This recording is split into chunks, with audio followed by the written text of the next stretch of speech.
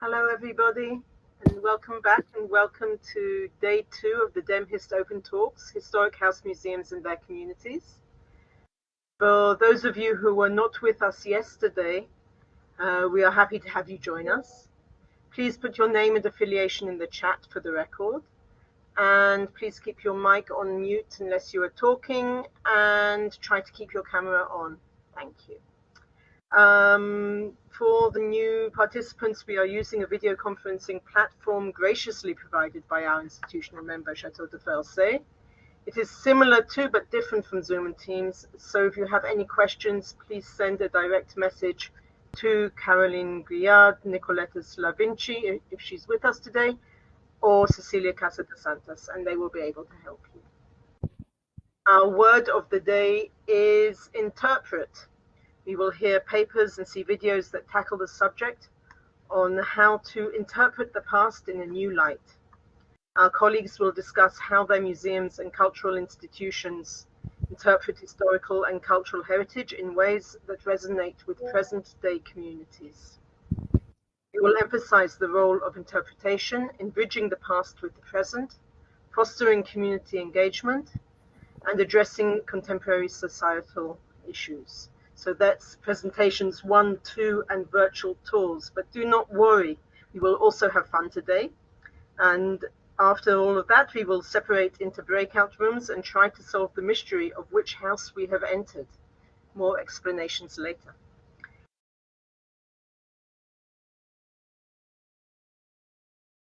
For now, I am happy to introduce Ximena Jordán, DEMHIST board member, to moderate the first paper session. Ximena. Thank you. Good morning. Good afternoon for you, everybody. And hello from Mexico. And I'm going to introduce our first presentation of the second session, Interpret, that is focused on interpretation, as Timna introduces. And it's from Alicja Marika Lubowicka, from Nicolaus Copernicus House at Poland. The name of the presentation is Material Ways to Remember Things, or Why Do We Need Ugly Copernican Souvenirs? Thank you very much. And remember to write down your questions in the chat, because we have 2 presentations more, and then we will have Q&A sessions. Thank you. Hello, everyone. First of all, let me thank you for accepting my text for today's gathering. I'm very pleased to share it with you, as the topic isn't widely known yet, may offer new interpretative approaches for presenting historic house museums. This presentation focuses on memorabilia, objects often rooted in popular culture that aren't yet considered historical artifacts or traditional museum pieces. Instead, those items grew out of a living memory of Copernicus and a community's enthusiasm for celebrating all things connected to him.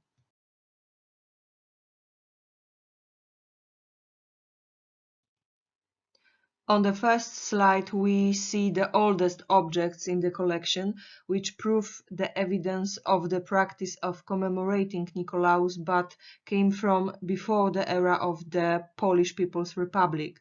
We will see not only examples of public memory on labels or ceramics from the 19th century, but also private commemoration on the example of the sculptural form in the middle, which someone made in a concentration camp during World War II. Those souvenirs also show 2 ways of their creation, craft and production.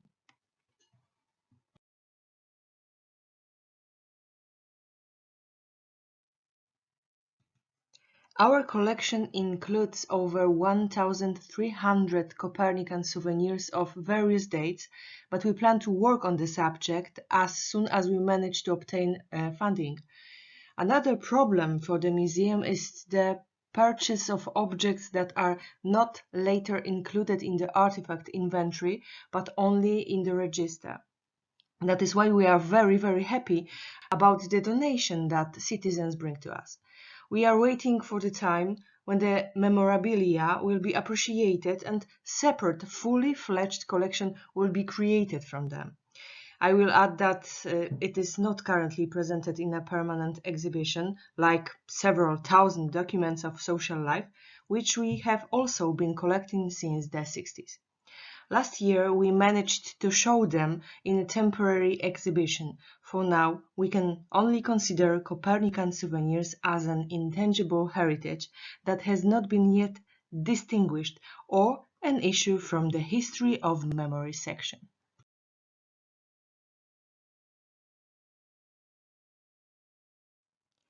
The year 1973 and Copernicus' 500th birthday was a major event in People's Republic of Poland, celebrated lavishly, both in Poland and around the world.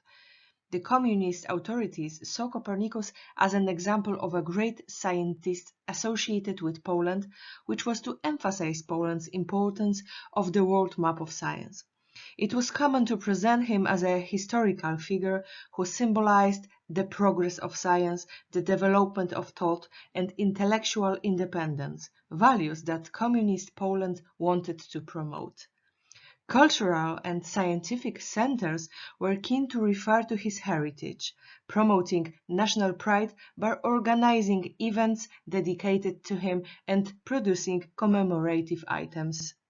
As you can see on the slide, many of those are in our collection today.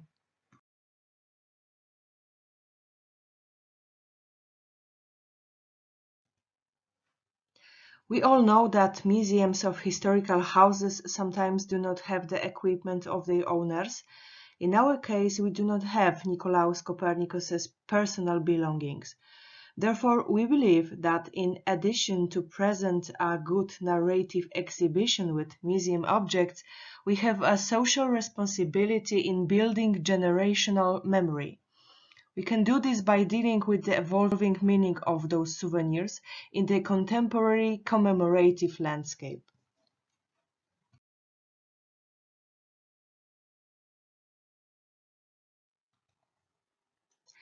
It is sad that Copernican souvenirs are thrown away and destroyed because the people who are personally associated with the souvenir are no longer its owner. Inherited objects become orphaned memorabilia. It is our duty to bring them back from private commemoration to public memory. It is also a way to connect the museum of the historical houses with the local community. In Toruń, apart from the stories about the astronomer and the era, we are equally keen to commemorate all initiatives that connect Mikołaj Kopernik with the city and the people who commemorate him. This is difficult because those objects are often considered ugly and even more often covered by social and historical odium because they are associated with the era of the Polish People's Republic.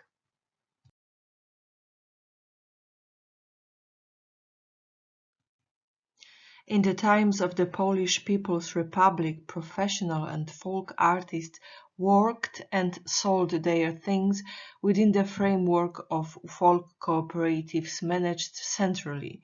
Many competitions for artists were announced to commemorate Nicolaus Copernicus. Such objects are also in the collection. Many objects with Nicolaus are the results of projects by professional artists. They were used, for example, on candles, commercial prints, ceramics, and even in fabric. We have an extremely interesting job ahead of us because many of the items do not have specific dates of creation or authors. It will soon become clear whether we will be able to receive support from the ministerial program to develop this interesting topic in the field of traditional culture.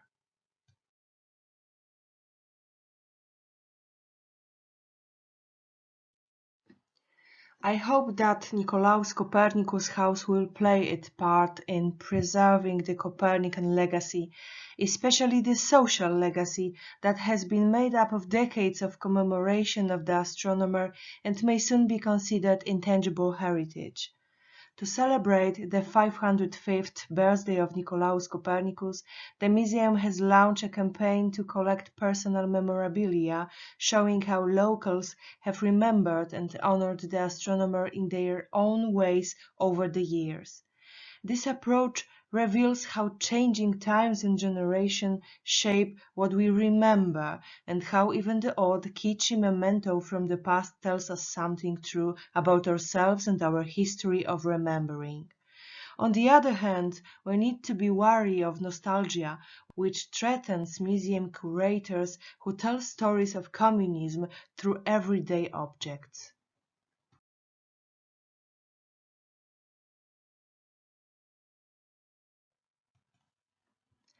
Finally, I would like to thank you very much for accepting my paper and for giving me the opportunity to present it to such a wonderful group of experts. This is my first presentation for ICOM and also in English. Thank you very much for your patience, and please keep your fingers crossed for our fight for the disappearing Copernican memorabilia.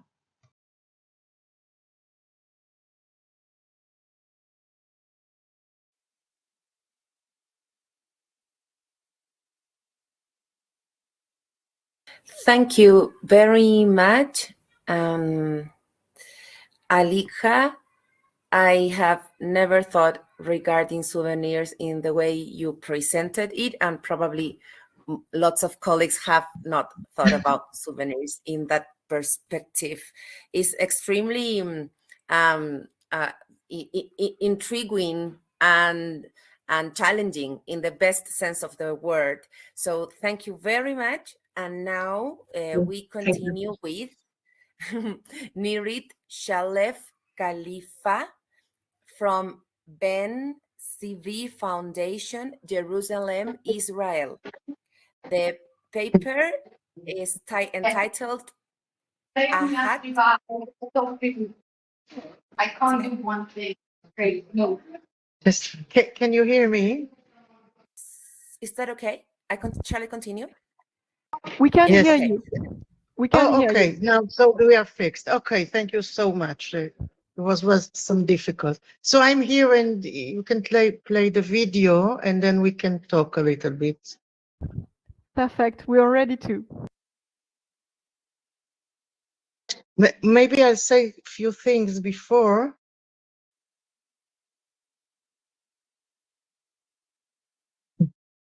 Go on, please, if you want. Unless, Ximena, you wanted to add something.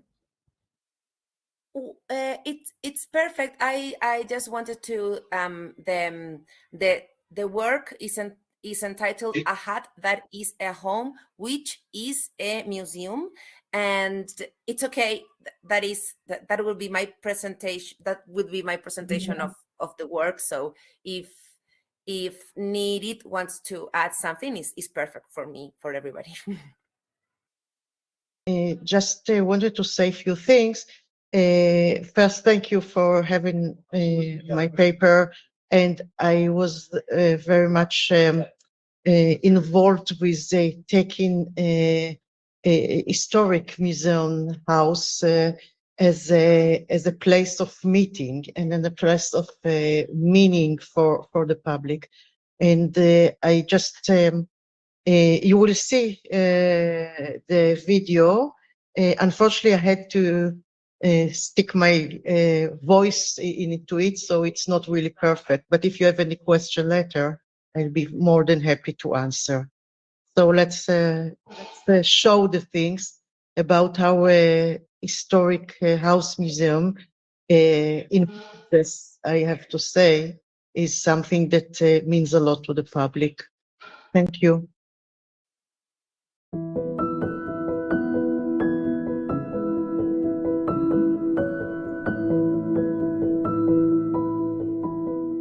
This review will discuss a special genre of historical museums houses, wooden cabins, simple and temporary buildings that were used as private houses or state residence. I will discuss the difference between the preservation of a private house of a historical figure and the preservation and restoration of an official house. And above all, I will discuss the relevant and the meanings of those houses, what meanings they have today in a multicultural society and their accessibility to the general public. How the public actually makes them to become museums and how the public want them to inspire the atmosphere of the society. Around 1953, there was a very unique situation in the young state of Israel when the president and the prime minister choose to live in a hut and not in luxurious and fancy houses. And that was a situation that was created by the fact that both of them, Yitzhak Ben Tzvi, the second president of Israel, and David Ben Gurion, the prime minister, they were a member of the Labour Party, socialist. And they said, on one hand, we really want to be a state like every state. And we want, like a royal palace or the residence of the president is a luxurious house. But on the other hand, we know the situation. We are a young and poor state, and we should be an example, and more than all, to continue our lifestyle. Yitzhak Ben Tzvi was elected to be the second president of Israel on December 1952. He came to Jerusalem with his future wife that time, Rachel Nirit, on 1908. And they lived in a hut because they were workers like everyone, and they participated in building the neighborhood called Rechavia. This neighborhood was built during the British Mandate on 1924, and this neighborhood was the house of the wealthy people of Jerusalem and the rich families, and they built modern houses from stone and in the very modern international style. So Yitzhak Ben Tzvi was a discharged soldier from the British Army, and after the First World War, he received parts of wooden houses to build one cabin, one hut. And then he used to live with his wife many, many years among those stone luxurious houses in Jerusalem. Of course, the state wanted to buy a house for the president's residence, or it was impossible to build one that time. But Ben Tzvi, and especially his wife, Rachel Nirit, said, well, the many immigrants arriving to the young state of Israel live in tents and tin shacks. It's impossible that we will live in a luxurious house. And they said, we have to give an example. The people should see and to visit our house, and they should see the modesty. That should be the example of the president. It's still written on the wall. When people, visitors, come to the cabin, come to see the modesty, they can see what Rachel Nirit said. We are poor people. We are a poor nation. There is no reason that we should live in a palace while many citizens live in transit camps. It is only fitting that the president's home will be a hut. And the government says no, the president must receive rulers, he must receive ambassadors, and even his own people. He needed a splendid building, a ceremony hall. That's the president's residence. That's what it means. But Rachel Nirit and Yitzhak Ben Tzvi, the socialists, said absolutely not. We will live in a wooden hut, and we will receive our guests there. Natalia Nirit was a patron of arts and crafts, and it was very important to her to make stronger the identity of the new state by creating a local art and crafts. And the hut was designed like sukkah for the tribes of Israel. And we can see those rafters up above. The white ceiling and the rafters, arches painted blue, the colors of the national flag. The lamp shades are called sukkah lamp shades. And the sukkah for the tribes of Israel, like in ancient time, where pilgrimage used to come to the city of Jerusalem during the 3 holidays, Sukkot, Shavuot, and Pesach, Easter. And it was very important to host the people, to host the nation, the tribes of Israel, as they called it. But it was all nations, it was all religions, it was all communities of the state of Israel. And it really became a house that everyone felt that they are like visiting their own house.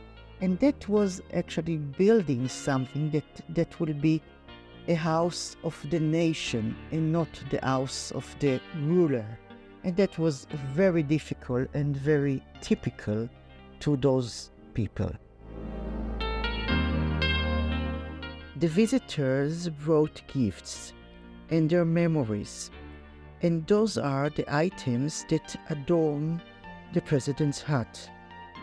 Now, those days, we have currently a collection of over 2,000 items from all over the world, from rulers, from ambassadors, and from the common people.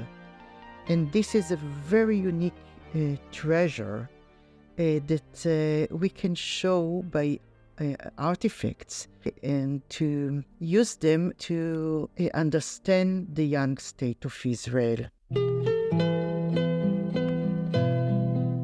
On the same time, in another location in the south of Israel, the Prime Minister, David Ben-Gurion, made a decision, very dramatic, to leave his private residence in Tel Aviv and to move to be part and a member in the young kibbutz in the desert, a kibbutz de Boker. He decided to move and to live like all the other young pioneers in a wooden hut.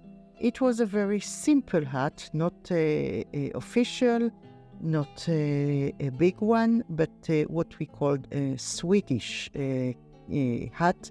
And this house was his private house. And actually he lived there until he died in 1973. In Yad Ben Tzvi, the story was absolutely different. After Ben Tzvi died, his wife Rachel Nirit said, okay, let's continue to talk about the values, the things that were important to Ben Tzvi. So she established the Ben Tzvi Institution, which is a para-academic institution. And everything in the hut was changed. All these beautiful artifacts were removed, and it was made for giving lectures. We are talking about very simple slides, lectures that time. So you have to close the windows and to make it very functional space. But there was nothing to see about the modest life and the modest example of the president, the official residence of the president.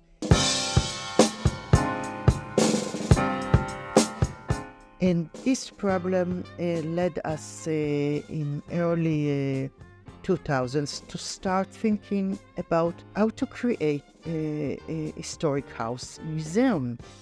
And the first thing that was very easy, that it was created to host many people. So we can host visitors, even hundreds every day. It's not a problem. It was made for that. The other thing was how to conserve and to restore the design of this house. And that was the challenge that we started and just finished lately, to register all our collections and to make it very fine and take care of the objects, which was not before for many, many years.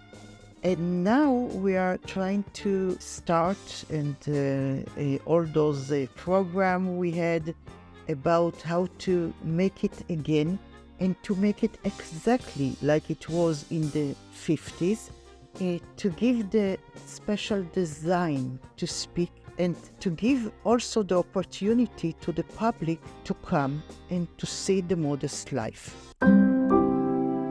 And here we come to the story of what we are doing with those compounds, those hats, and how we create them from home, from official residence, to make them a historic house museum, and how to make the community to feel that they have some message only to visit there, by preserving, by making a restoration, and by bringing them back to the same condition that they speaks and gives the values and the modesty. And this is a need for the people, I think all over the world, but in Israel for sure. People are seeking for that. People asking us, can you open the house? And I think this is a need that a museum gives now to the life of the nation, the life of the communities. And it's nevertheless who you are, it doesn't important. It's a place that you can come and feel that this is your home. And this is also a museum, which is a little bit above a simple home. It's something that symbolizes what we want to be, what we used to be, or what we always wanted to be.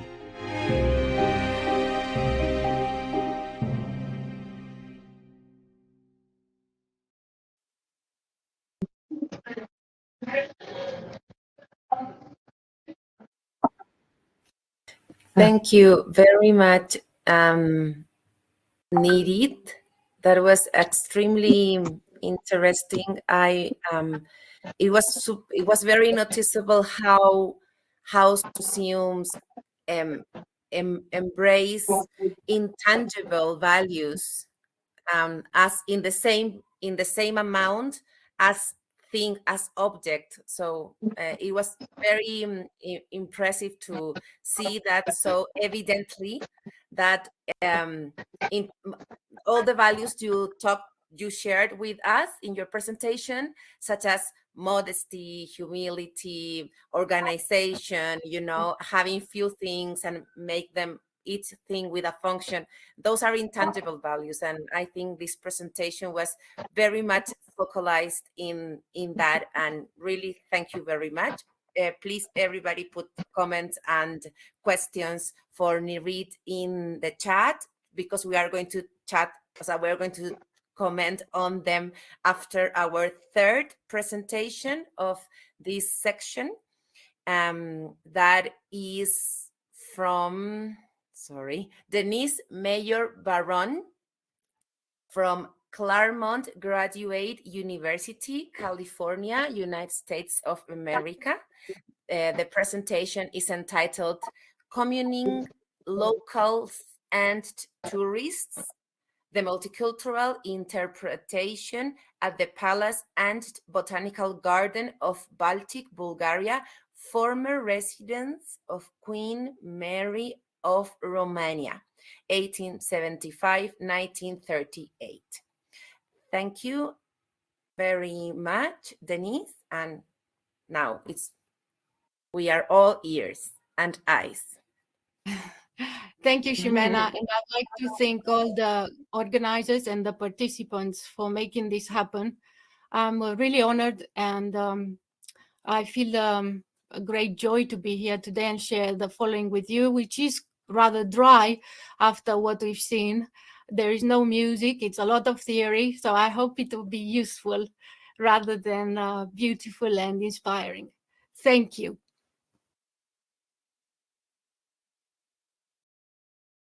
My paper today, part of a wider research project which I cite in my references, is about the palace and botanical gardens at Balcic, formerly a residence of Queen Marie of Romania.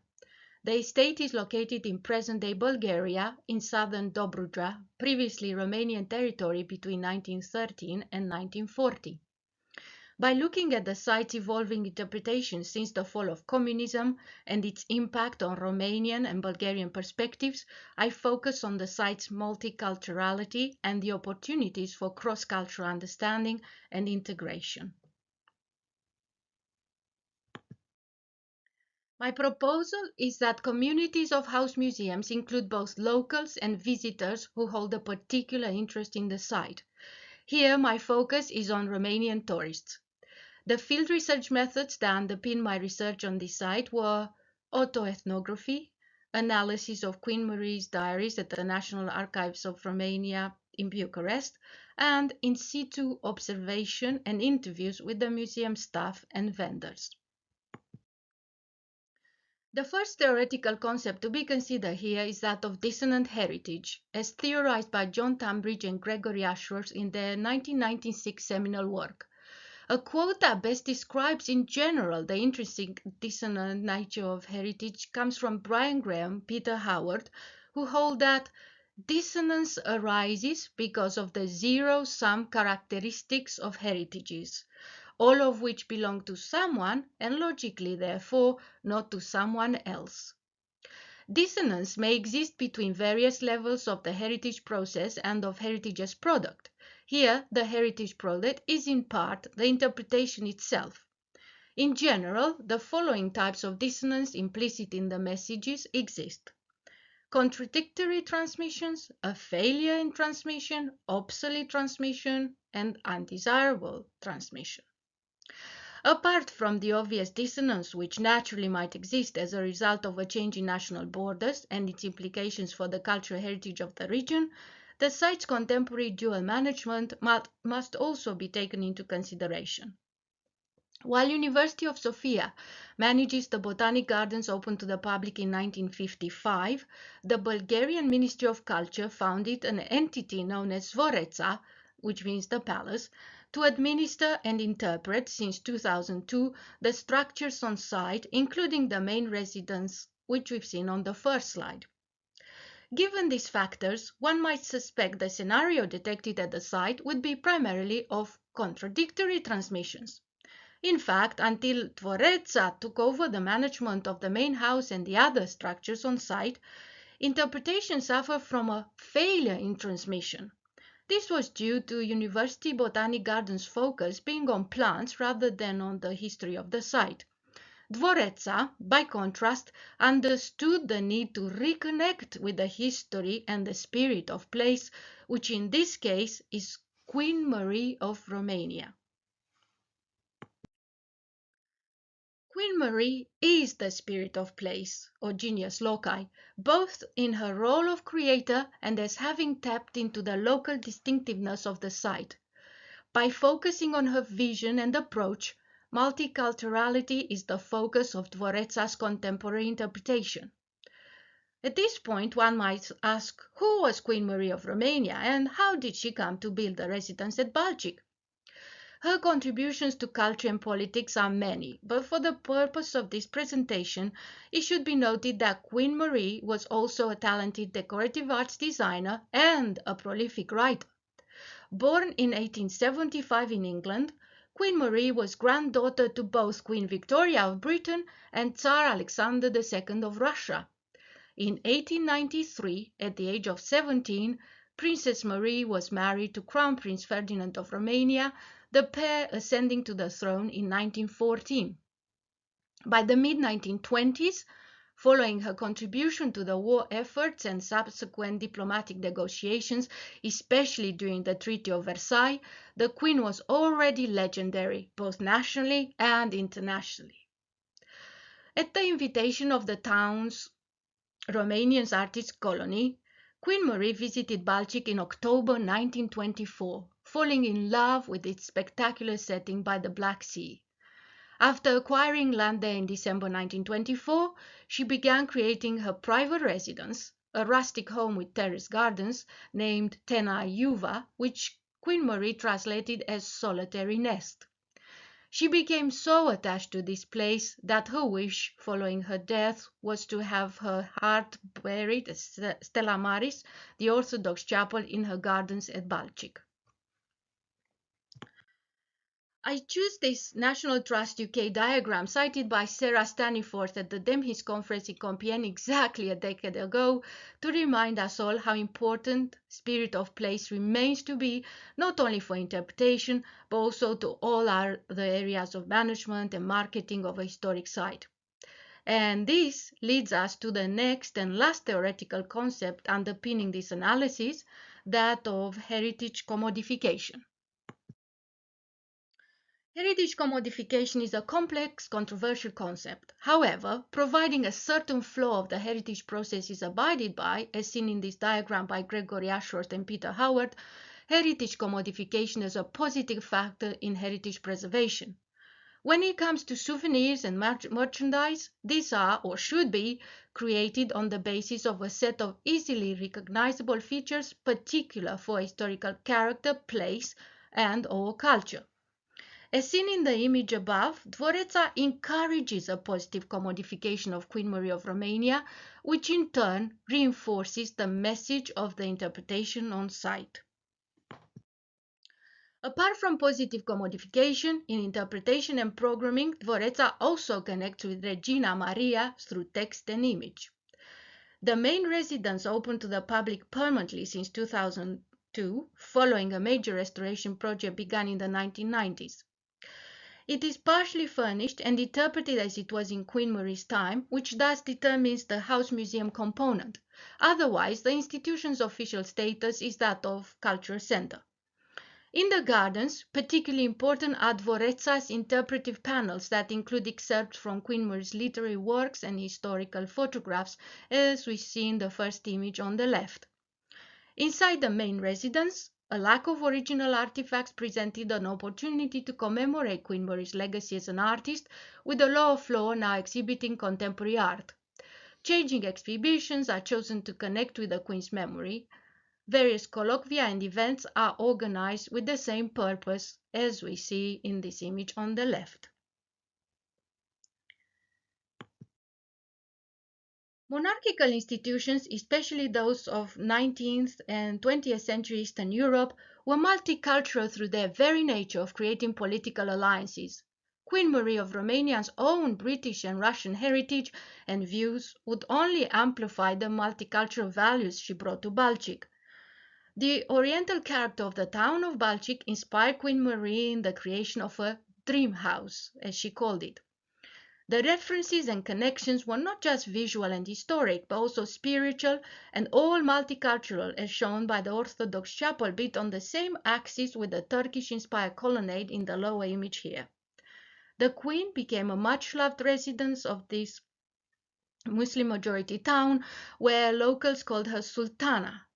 Her friendship with an older Turkish woman, Shefika, seen in the upper image, who frequently visited Queen Marie at Tenayuva, often unannounced as neighbors do, speaks volumes about the Queen's appreciation of the town and its people, which moreover was genuinely reciprocated.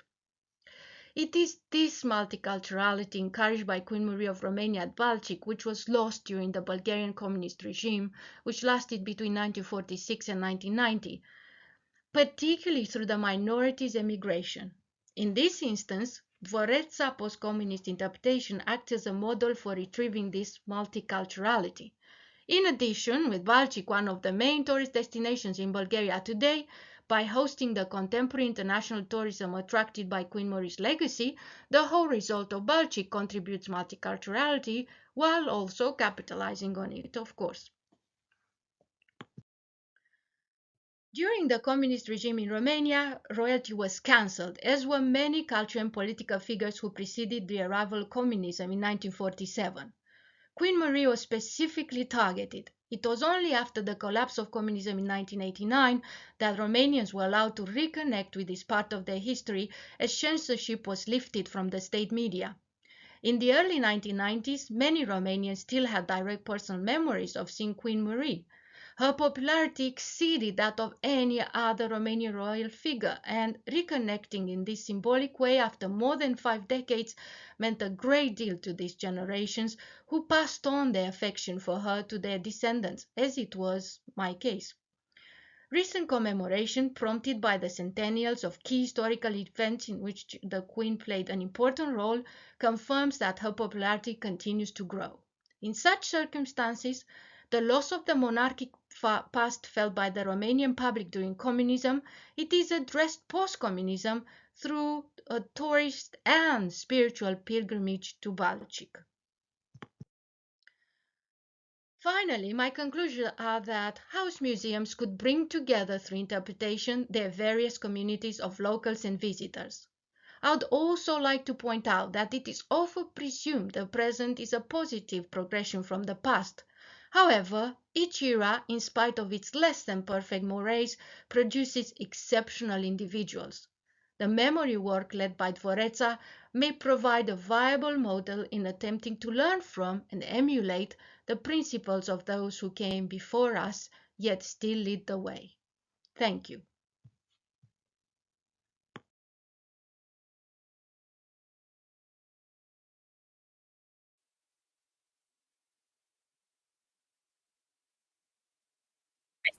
Thank you very much, Denise. That was very complete presentation, and there is surprising the evolution of the house and also the multicultural feature of the story. Like while I was listening to you, I was thinking we tend to think that globalization is such a current thing. I mean, from the last century until now, and it's actually not true. I mean, there were this globalized focus already going on, and also this concept of heritage commodification. It was really very, very interesting. I hope we can talk regarding heritage commodification now. I wonder, can I please be remembered of how much time do we have for the Q&A? It is 15 minutes. I am correct. Is that correct? We're running a little bit over time, but 15 minutes should be fine. Yeah, thank you. Yeah, I knew it. I was just confirming. So here in the chat there are a lot of congrats for all the presenters, and wonderful presentation. We support you, love it, beautiful object. Thank you, great presentation. And yeah, a lot of congrats. And we have a question here. I'm going to, sorry. Okay, so Gianluca Kenneth asks, which was the difference on the use between Bran Castle and Baltic when Queen Maria lived? This is a question for Denise. Yes, thank you, Gianluca. Thank you for knowing about Bran. Many of you perhaps know Bran as now the home of Dracula. In fact, it was Queen Marie's residence given to her by the town of Brașov, the nearby town of this fortress, Bran, and done to become a residence. That was a residence, a royal residence, Gianluca, to answer exactly. She spent a lot of time there, but it was a official residence. Balcic was built actually with Queen Marie's own funds, mainly coming from her literary work. She published a lot. Films were going to be made in Hollywood at some point, and there were talks about that. She was a very successful writer at the time. And with the royalties, mainly from this, she built Balcic, which was a private residence. It wasn't meant to be a palace at all. She wasn't supposed to receive other heads of state or politicians. However, because she was so popular, she ended up hosting many people there in the end in her private residence. It's also a small rustic, as you could see, a small rustic structure. It's not a palace. And unfortunately, I couldn't speak about naming. Naming is also a very powerful tool in heritage. I think it's actually not correct to call it a palace because many people expect a huge, luxurious place, which this is definitely not. Thank you for the question. I hope that answers it. Thank you very much, Denise. And I have a question to Alicja. This is the first presentation that we saw. And my question is regarding the title of the work, that is Material Ways to Remember Things. How or why do we need ugly Copernican souvenirs? It's a engaging and kind of funny in a good way title. So when I watched the presentation, then I started to wonder, are these souvenirs, these ugly souvenirs, have been considered specifically ugly by people working at the museum, for example? Have they been seen as something not necessary or not sophisticated enough, and that is the reason of the adjective ugly? Or it's a way to put a bit of humor in the title? It really intrigues me. Yeah. Hi, thank you for this question. I'm teasing you, of course, because we love those things, those objects in our collection. But the great question is, why do Poles do not realize that we shouldn't be ashamed of the objects from a communist era? We've got a huge problem with it in Poland because they are made in People's Polish Republic period of time. It was really a dark time. But to the question, we really enjoy to work with those objects, and we have a great plan to work with them. We would like to publish a catalog of our collection, but first we want to meet our audience and our community to share some infos about private history that belongs to those objects, and to know more about this private history. So it connects also to the biography of things, I believe. But strongly I have to say that we care a lot about those things. Especially I do care, because I would like to make a permanent exhibition with those objects. Now, maybe I should tell this at the start, but Nicolaus Copernicus house, it's a part of our district museum in Toruń, but this museum got 2 tenement houses, medieval houses. So you can say that those objects do not, they are not good enough to present it in our historical rooms of where Nicolaus Copernicus perhaps was born.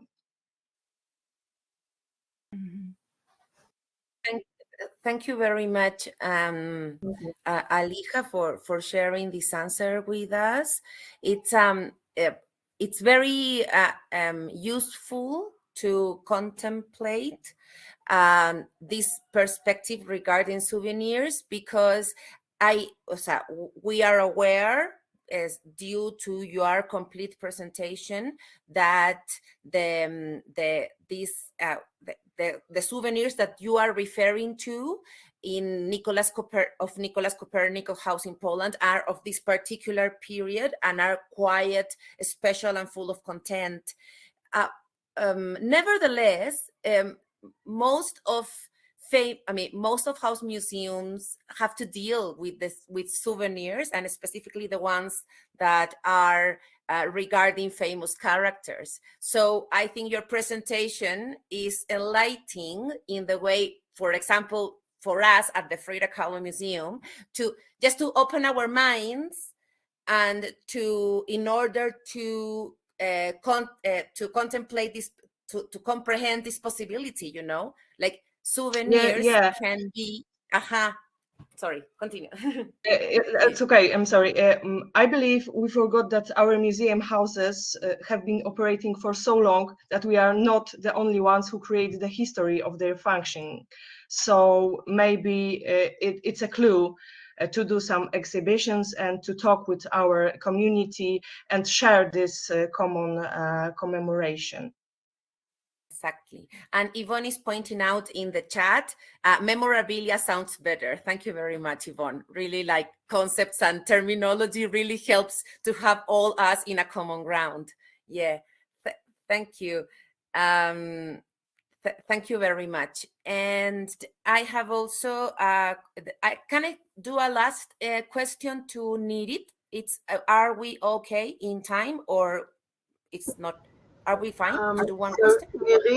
Nirit has had connection issues and she had to disconnect, but she's trusting me to being able to answer any question, seeing as I know both the houses that she was talking about. So ask, and if I can't answer it, then we'll go directly to break.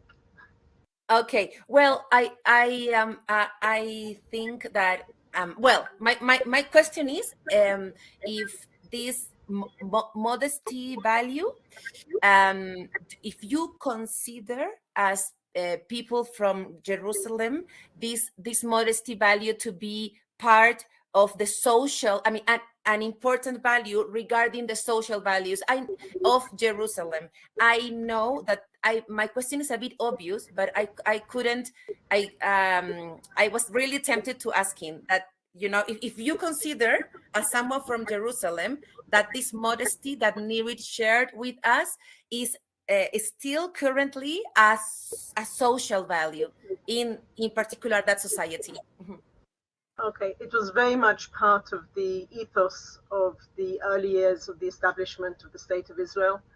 The political leaders and the leading elites were very much coming from a socialist background, and they very much believed in no ostentatious buildings, no ostentatious symbols. And so that was very much the values that the early years of the state were built around. It has changed. Now, if you visit across Israel, you will see large, ostentatious private houses and villas. But there is still very much a yearning to the past and to that period, and the importance of that period. The current president's residence is a large building in quite a large garden and grounds in the center of the city, but the building is itself built in a very simple modernist structure, and it is only 2 stories high. So in fact, it doesn't rise above the trees.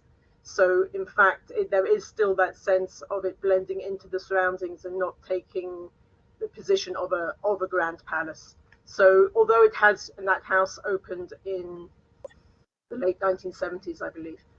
So there is, it does still continue as a way of thinking, but the last 20, 30 years, it's certainly become less noticeable, and you can certainly see it in the ways that the current political elite are much more prominent in the way that they show their symbols and show the state and make houses which are much grander. I yearn for the early years. I'll just say that. Even better to know that this house museum can remind society of that it has not always been the way that is now. And I mean, now it also can be fine, but even better that this house is there to remind the society that the origin of the political class vision of material things in Jerusalem. Thank you very much, Timna. We have a question of Alicja. I wonder if, coming from Alicja, it says, I wonder if Copernicus is the only one who got so many souvenirs. Or so many, yeah. Mm-hmm. So this question is for yes, for the audience. It's for the audience. Yeah, because you're okay. I wonder if Copernicus is the only one who got many memorabilia, as Yvonne was saying, souvenirs when he was alive. Well, who got? Could I say a few words about this, Ximena? Sorry? Could I say a few words about this to answer the question? Yes, thank you. That's the idea. Thank you very much. Yes. I think it's always the case, Alicja, when you have such prominent personalities that were celebrated by a political elite at some point or another, or because of a revival that happened despite the elite's tone, the revival could happen with population.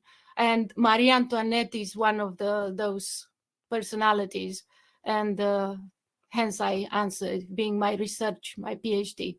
But there are many others that I encountered, something that interests me because of the commodification.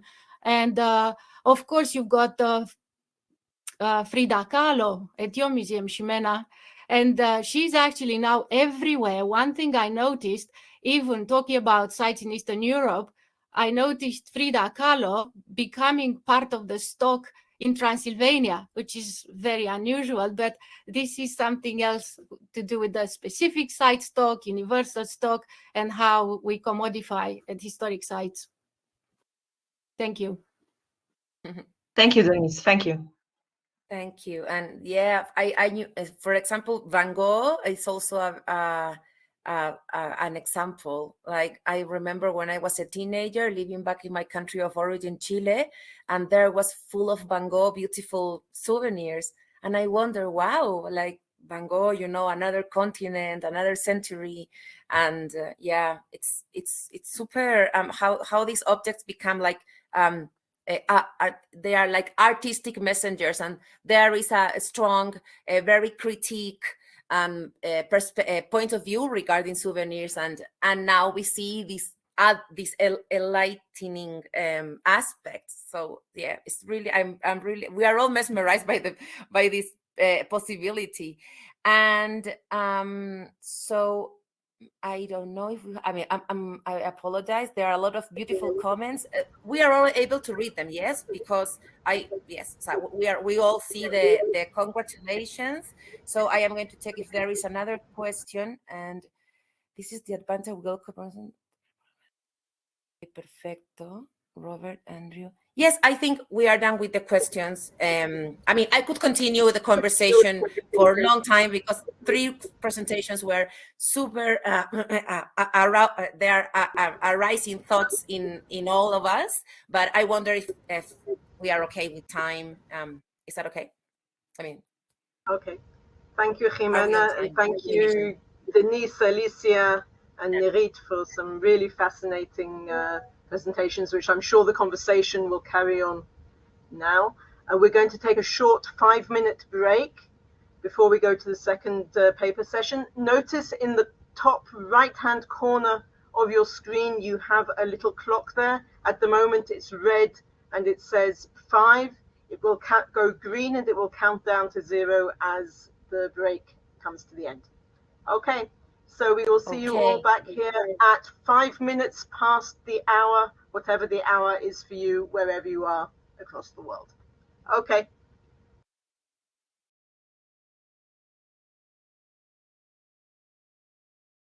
Welcome back, everybody. Happy to see everybody coming back on and coming back into the room. I just want to say that the images that we were seeing during the break are all from the DEMHIST Houses page of our website, which was moved from our old website to the new website this year, and it is now in a new application, a new format. And I must say thank you very much to Jussi Guerriero, who is our student volunteer who has been working on this project with Caroline for the past 6 months. And there you go, that we're going to come back to this a little bit later this afternoon. And we would not have been able to have this come up onto the website without her help. So thank you, Jussi. Okay, we're now going to head into the second presentation session, in which we will be hearing about ways in which we as historic house professionals interpret the narratives of our houses. How do we tell the story of the place and of the people who lived there? The people who have turned these locations into historic sites with the aura of their presence. Who do we tell the story for, and how do we use the space? When does it become a public space rather than one belonging to the past and to the memory of the past?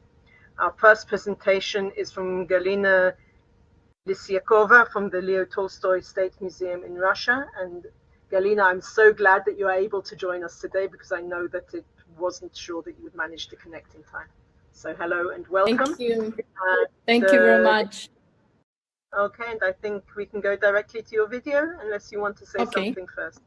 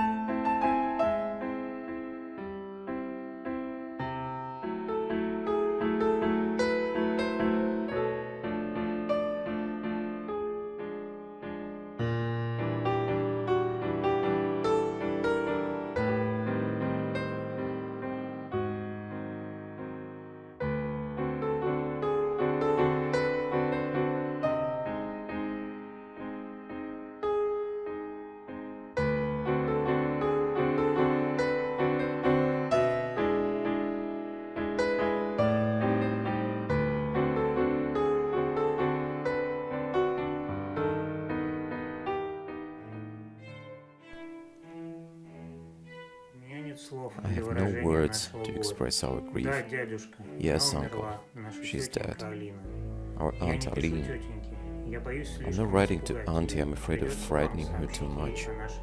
You will have to inform her of our misfortune. We ask all, our aunt, myself, my brothers, my sister, not to leave us in our grief, to take guardianship of us. You must realize, uncle, the horror of our situation. For God's sake, uncle, don't refuse us. We ask you for God's sake and for the sake of the deceased. You and auntie are our only support on earth.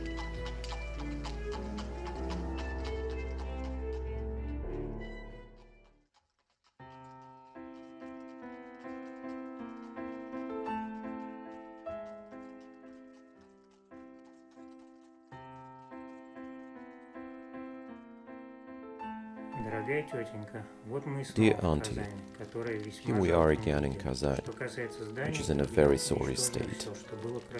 As for the buildings, everything that was beautiful was destroyed by fire. Our street, which is not the best, survived, but our house was in danger for everything around us fell a victim to the fire. At that time we were in Panov, from where we could see the fire at night and the smoke by day. Serozha and Mirika are going to university next spring and are now working hard. The fever didn't want to leave me completely and visited me twice more. I hope, however, that it will now be frightened of the pills and other medicines I have swallowed. Farewell, dear Auntie, and please believe in the respect and love of your humble nephew, Leo Tolstoy.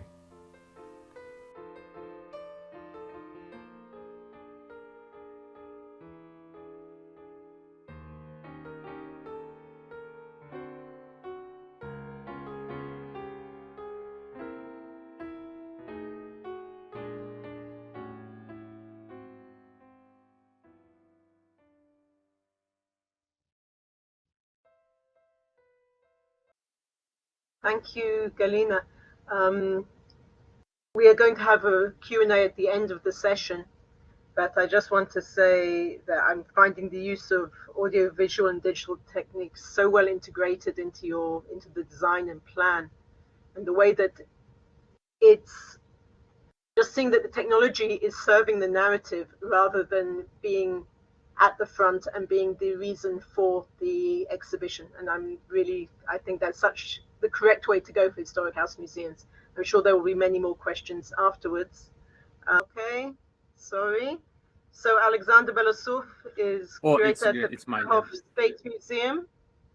And he will be asking, is the Peterhof Museum ours or theirs? What happens when a private or a royal palace becomes the property of the people following revolution and regime change? Alexander, you're in control of the presentation now? Yes, everything is okay. Yeah. Perfect. Okay. Thank you for everyone. At the beginning, I would like to thank the organizations and the committee board for the opportunity to speak. It's a great honor for me. I'm proud. DEMHIST, thank you very much. And my talk will be devoted to the case of the relationships between the Peterhof Museum and the local community. How do you treat it? How does it treat the museum? Why do tensions arise? How can we resolve them? Peterhof, firstly, was founded in the early 18th century, almost similarly with the St. Petersburg, the capital of Russian Empire. They were separated by about 25 kilometers. After all, this distance is decreasing more and more every year, because St. Petersburg is very big in the second city of Russia today and in the history too. From the moment of its foundation, the summer residents, Peterhof, and the small town around it were one whole. They had one over, the emperor, one administrator, the palace administration, which was a part of the ministry of the imperial court. It's a special court for using the imperial palaces, imperial parks, and etc. things. The city of Peterhof was an extension of the residence. The city residents work in the residence, supplied the residents with food or household items, etc. When I speak about the citizens of Peterhof, I not mean the privileged class. It was a peasants, merchants, artisans, etc. It's not the noblest people, because the noble people can come to the Peterhof in summer with the imperial family, and after this time they went back to the St. Petersburg. Peterhof was actually an open space for the whole imperial time. Citizens can go to the parks, can go to sometimes in the palace to see them, etc. One second, next slide. Yes, it's, for example, it's the plan of the Peterhof. We can see here it's the summer residence. It's the main part of residence. It's the Great Peterhof Palace, and the Lower Park. It's the main part of this open space, because near we can see Alexandria. It's the close local residence of imperial family. It was closed space only for emperor and his family. And all these things, it's a city of Peterhof.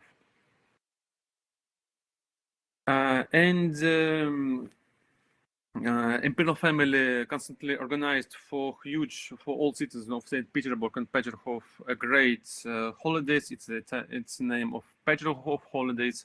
All St. Petersburg citizens came to this culture phenomenon. It's a great thing for Russian history and Russian culture.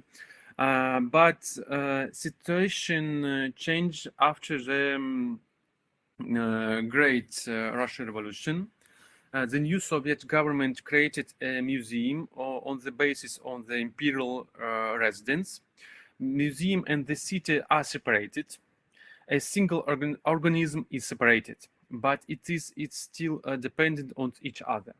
The museum is subordinate to the local authorities, to local political organization. Many citizens of Peterhof worked in the museum. The museum is also involved in the creation of the new Soviet culture. The former imperial garden and parks is turned into a park of culture and recreation for workers. For example, people can walk in the park.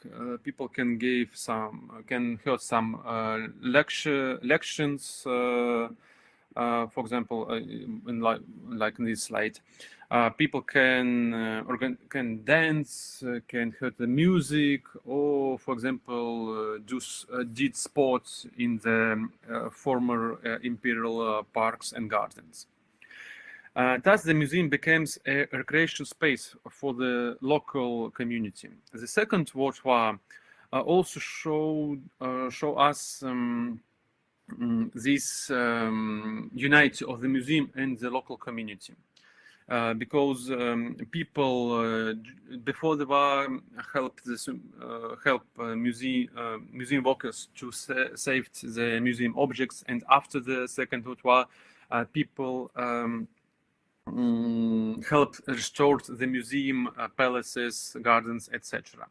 But the situation changed very seriously after the collapse of Soviet Union, because the museum was felt from ideological programs of Soviet political time. And in this time, I can description like a new musification of the Peterhof, because the administration of the museum can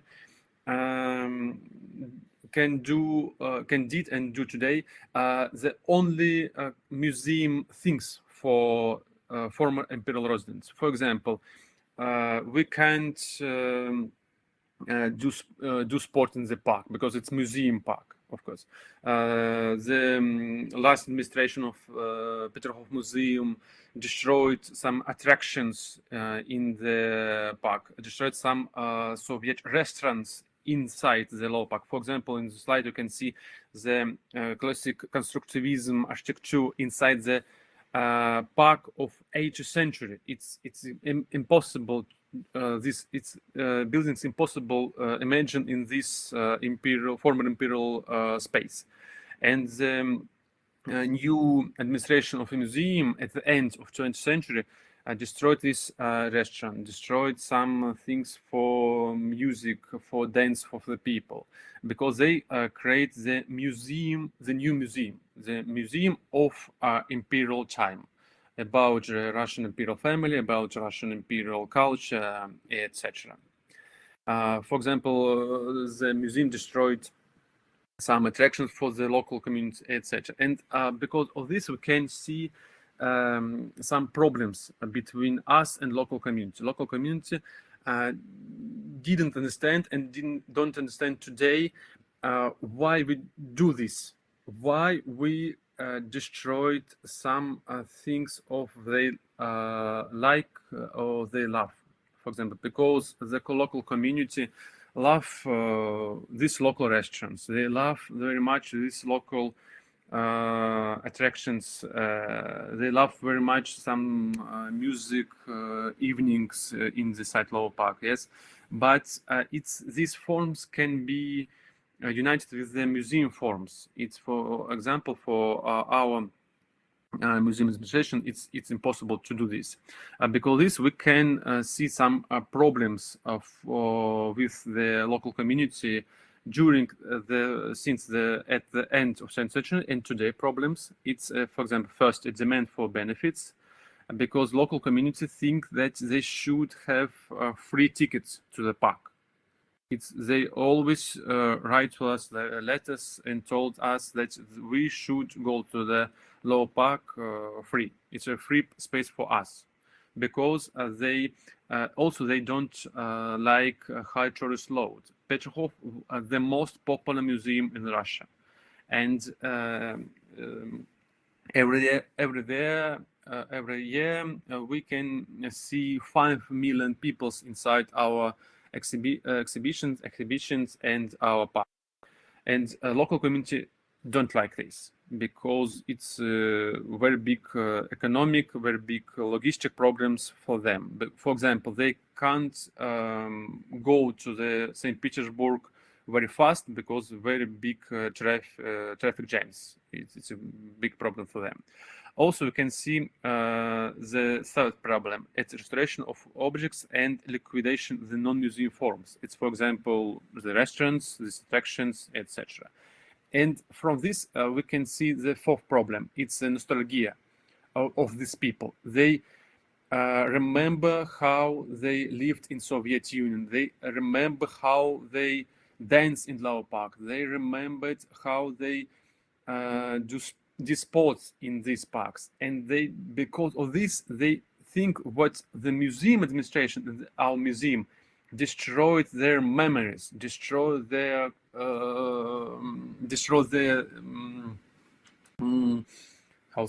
their culture, their memory, etc. And also we can focus on the new problem. It's politicization because the local politicals of Peterhof sometimes use this nostalgia and some problems with local community and the museum for get some more votes on the voting then, because it's also for us a very big problem because some local politicals told that we give money for museum, and because this museum should give us the free tickets. But by the law, modern museum is not as a local administration.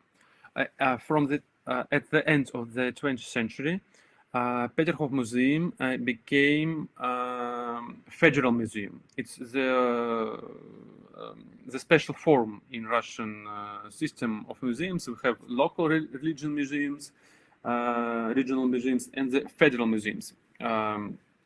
Our head of us, it's the Ministry of Culture in Moscow, not the local administration in St. Petersburg or, for example, in Peterhof.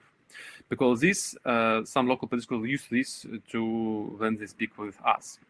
But how we should get some solution of these problems? I think the first it's a fair patriarchy policy. We taught for everyone that you are a citizen of Peterhof, you are a citizen of St. Petersburg, or for example, Yekaterinburg, of Moscow, on every city in Russia.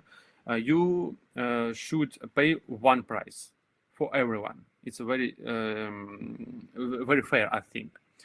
Second, it's a subscription for visiting. It's special things also for everyone. If you want to go to the Lower Park or some of our palaces, you can buy a special ticket for 5 visitors, for five visits to our space. Also, we work today with the city administration. We organize some city events in our space. It's sometimes for events for the children. It's events for the for invalids, for example, yes, and for also for all citizens of Petrov too. For example, the Day of Petrov City we organized in our space every year. Also, we should how we can defeat this problem of nostalgia. We should and we create some educational program, and we use open information system. We told for everyone why we destroyed something non-museum forms, why it's important for us, for like the museum, why it's very important for Russian culture, modern culture, etc., for our, modern historical memory. And also, we try to participate the local citizens in the work of the museums. For example, people can come to us in April and help us to prepare the parks for the summer season. It's free for them, and we can give them some food, some free one ticket, for example, in the summer. It's how we work with them. Also, we sometimes use the people and the local community to save the memories about the Soviet Union time of history of the museum, because it's like oral history. Or sometimes we ask people to bring to us some objects from their families which they can have some connection with the history of the museum. It's very interesting things we can see. These some new museum objects for us that we show on our exhibitions. And today I think we have some problems with the local community, but we try to create the very good dialogue with our community, and I think we do this well. And our new administration, our new director, have a lot of good things, good ideas for local community. I think we will solutions of our problems, I think. Yeah. Thank you. Thank you, Alexander. It was a very interesting presentation and a very difficult topic of how do you change the way in which the public looks at a public space? How do you in some ways take it back from being a public space and turning it back into a ticketed private museum space? I'm sure it's very complex and very difficult.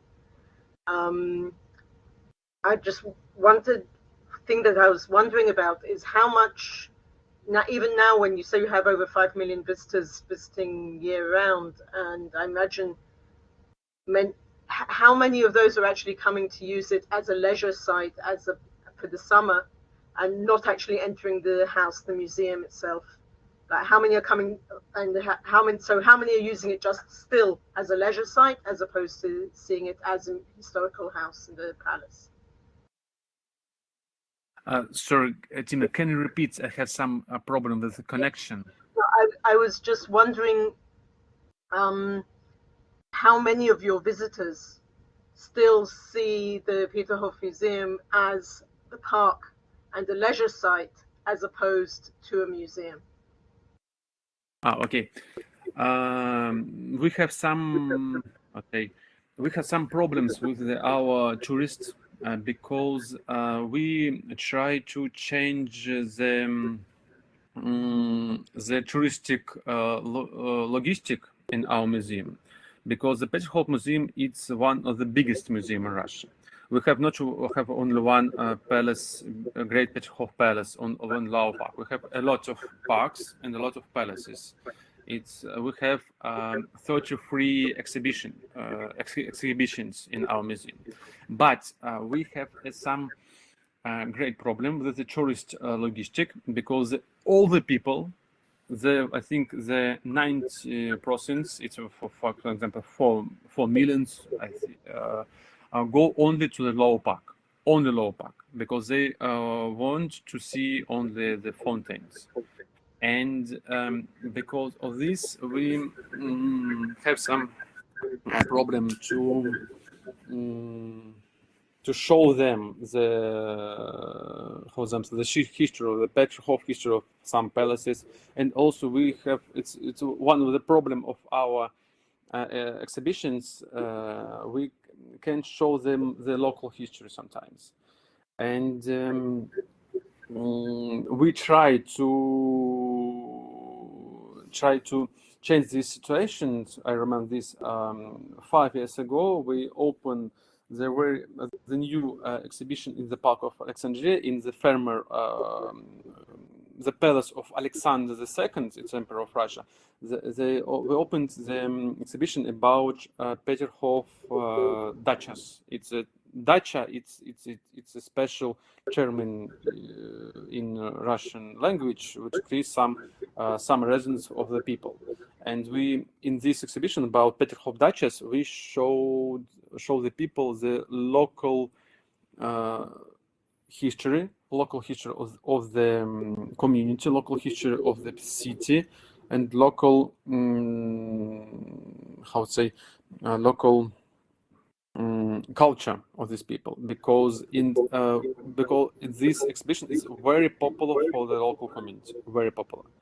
And we have some united with some historians from the Petrov, from local community. They help us to create this exhibition, and we try to manage all the touristic logistic to these very small museums, very small exhibitions, because it's very important for us. They destroyed our, I would say, problem of the fountains, of lower park and fountains, because all people want to see only Petrov fountains, and it's very big problem for us to work with the tourists every year. Okay, thank you for that. We have a couple of questions in the chat. Hillary, would you like to ask your question directly, or should I read it? I can ask if you can hear me. Yes, we can hear you. Excellent. Hello, everyone. It's great to see some of the old friends and meet new ones. Alexander, I was wondering how long it took for your museum to kind of clearly identify the conflicts between the community and the museum operations, and then how long did it take to kind of find those resolutions and build the community connections?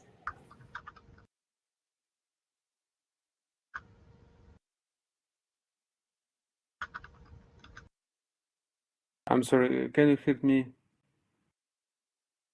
Okay. How long did it? Can you hear? I some problem with connection. Sorry. Maybe can you write question, for example, if you heard me? Yeah, I'll write it in the chat. Maybe I will switch off the video. The Hillary's comment is already in the chat. Thank you for your presentation. How long did it take your museums to develop the relationship with the community to make the changes that you have made? Development.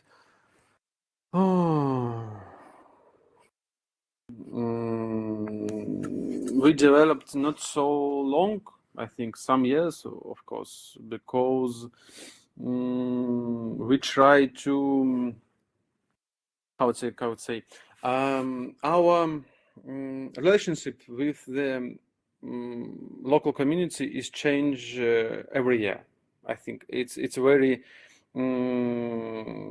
interesting problem for us, because every year we sometimes have the new problems with the local community. Because, for example, in 1 year we have problems with their free tickets. They want free tickets very much. In the second year, they have some problems with restoration of the upper garden, which space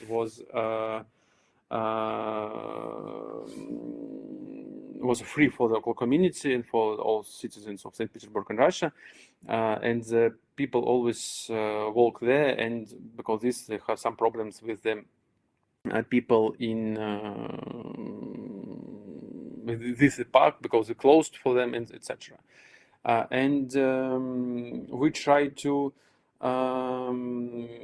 create some today in and also we have a very big problem. Yes, I should talk about this. We last 2 years we have a very big problem because our last director Elena Kalnitskaya is gone. She is some problems with health, very great problem with health, and we hadn't a director in our museum 2 years. And only at the end of last year, we got a new director, Roman Kovrikov, Dr. Roman Kovrikov. And during this year, he creates the new strategy of our museum, new strategy, new vision, how we should work with the local community and citizens of St. Petersburg, and citizens of, for example, and some people from Russia. And this strategy was presented 1 month ago. And one of the points of this strategy was what we should work with local community more clear. And for example, he creates the 3 hours for the people for our parks. For example, you can go to Alexandria or Low Park free before 10 o'clock, and after the 6 o'clock p.m. you can go to the park always to free. It's, for example, because during from the 10 o'clock a.m. to the 6 o'clock p.m. it's a time for tourists, and before this and after these hours local community can walk in the park free, like in citizens of St. Petersburg, of course. It's true. Because this we have very good answer from local community, and they like this idea of our new director because, for example, some moms with children in Alexandria, for example, after tourist time. It's very comfortable for them because our parks is great, very great, and they like them very much. I think I tried to answer to you. Yes, I think Julius, I have VPN because this I have some problem with connection. Sorry of me. Okay, no, it's fine. We've been hearing you just fine. Thank you. Yes, it's a question from. We have another question here. We have another question. Before we ask you another question, Ximena asks if most of the tourists are Russian, and what is the percentage of international tourists? Now, just a quick, give us the number quickly. Yes, Peterhof Museum is one of the most popular museum, the most popular museum in Russia, and also the most popular tourists from international tourism. Before the COVID time, 30% of our tourists was from international. It's sometimes 50%. It's a great part of us. It was international tourists. But after COVID time, we have a very big problem with international tourists. Today, it's as far as I remember, it's the 5% today. Okay. And it's from that beginning of COVID time. Okay. All right. Thank you. I just want to say that Verena, we had technical issues, as we know, because we are now running a little bit late, and we actually have time tomorrow, so she will give her presentation during the paper presentations tomorrow. So please, please, please come back to hear that, because I know I've seen the presentation. It's fascinating, it's interesting, and I think we all want to hear it. So Verena, apologies, but we will hear from you tomorrow. And I just wanted to ask Galina, How, in terms of, because the museum, the Kazan, I don't know enough about Russian geography and populations. I imagine that the Leo Tolstoy Museum there will be a much smaller location. Are you planning on aiming part of the display to a multilingual audience, or will it just be in Russian? I noticed that part of it has sound. As you walk through, you hear the voice of Leo Tolstoy reading letters. So I wanted to know if there will be an option for people who don't understand Russian when they visit. Thank you for your question. I hope it will be, but this still the project, and we hope we can do it in 2028 when we will celebrate the Leo Tolstoy anniversary. I hope so, yes, but it's we have to translate, of course, but some programs could be changed. So it's in the beginning of when you come to the museum. It's the beginning. You choose the program you use, because you can visit first floor or second floor or choose and see what happened in different time. And of course you could choose the language in the beginning. So when you enter the house, it will be, we plan use two languages, Russian, of course, and English. And I think it will be enough, because it's difficult to prepare everything in two languages, and we don't have time. Actually, it's only 3 years late. Yes, I understand the difficulties of preparing exhibitions and all of the soundtracks in multiple languages. It's a big project, but it's something that can be added as you go along. Are there any other questions from participants? If not, I'm going to say thank you, Galina. Thank you, Alexander. Thank you.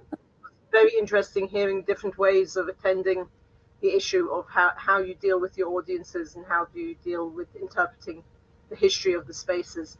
Verena, again, apologies, but we will hear from you tomorrow. We are going to take a 10-minute break now. For those of you who were not with us yesterday or who didn't manage to, Caroline will put our quiz, our yes-no quiz, into the chat. Please go in and answer the questions. Very simple, very basic, but they will form a springboard for the conversation tomorrow as we wrap up the conference. So see you, remember, you have the clock in the top of the screen, and we will see you all in 10 minutes for the virtual tours with Roberto. Thank you.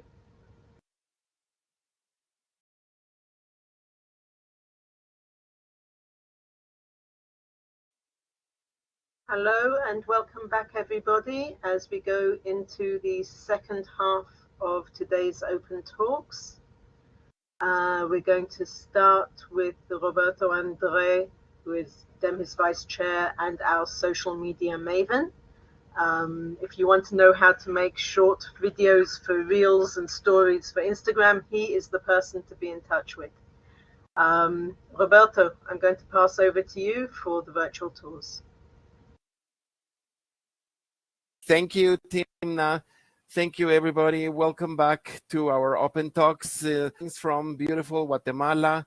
It is part of one of the most important things in the open talks, and it's the virtual tours. And following after yesterday's wonderful video presentations, we have today 2 more. We hope you enjoy it. I will present them to you. The first one is by Lana Bede. She's from the Karlovac City Museums in Croatia, and the name of her presentation is Raise Your Gaze. Lana, it's wonderful to have you here.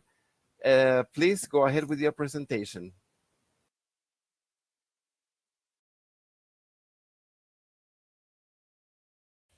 Karlovac Museum in Central Croatia was founded in 1952 as a local history museum.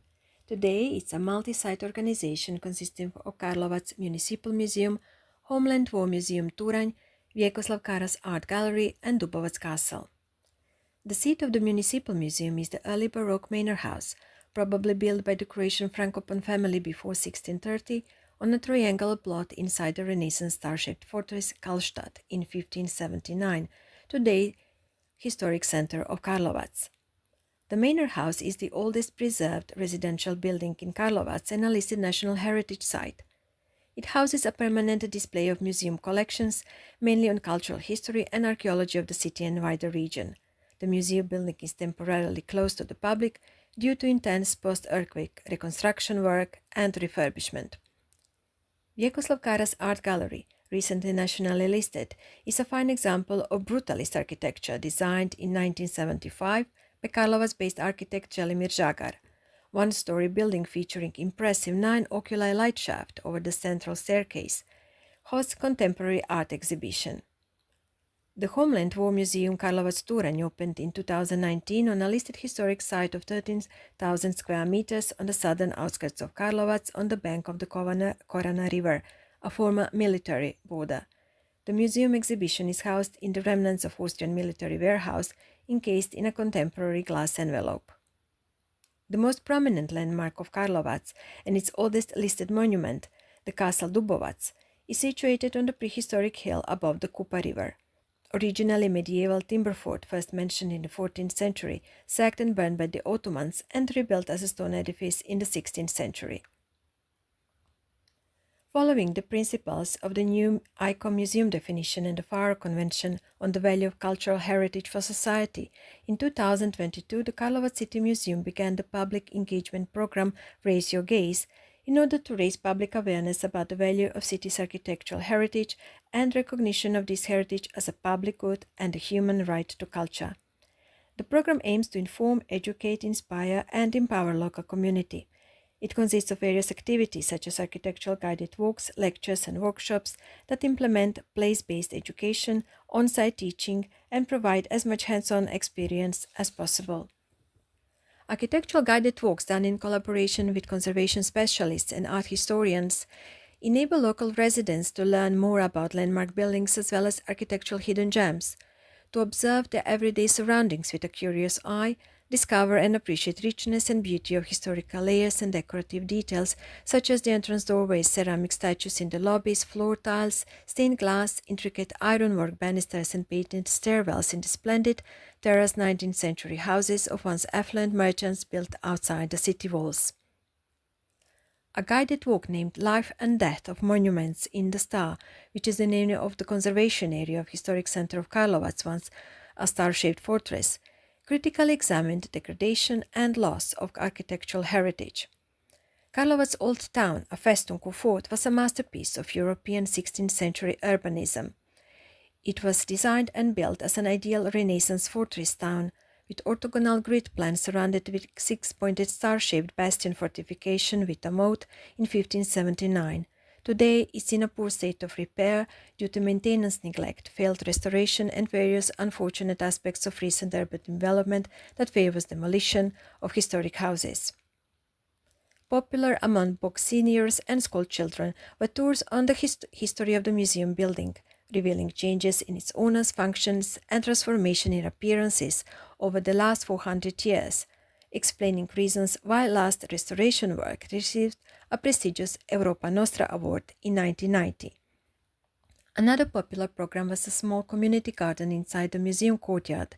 Residents donated seeds and plants from their own gardens, and children could play, plant, or build solitary beehives.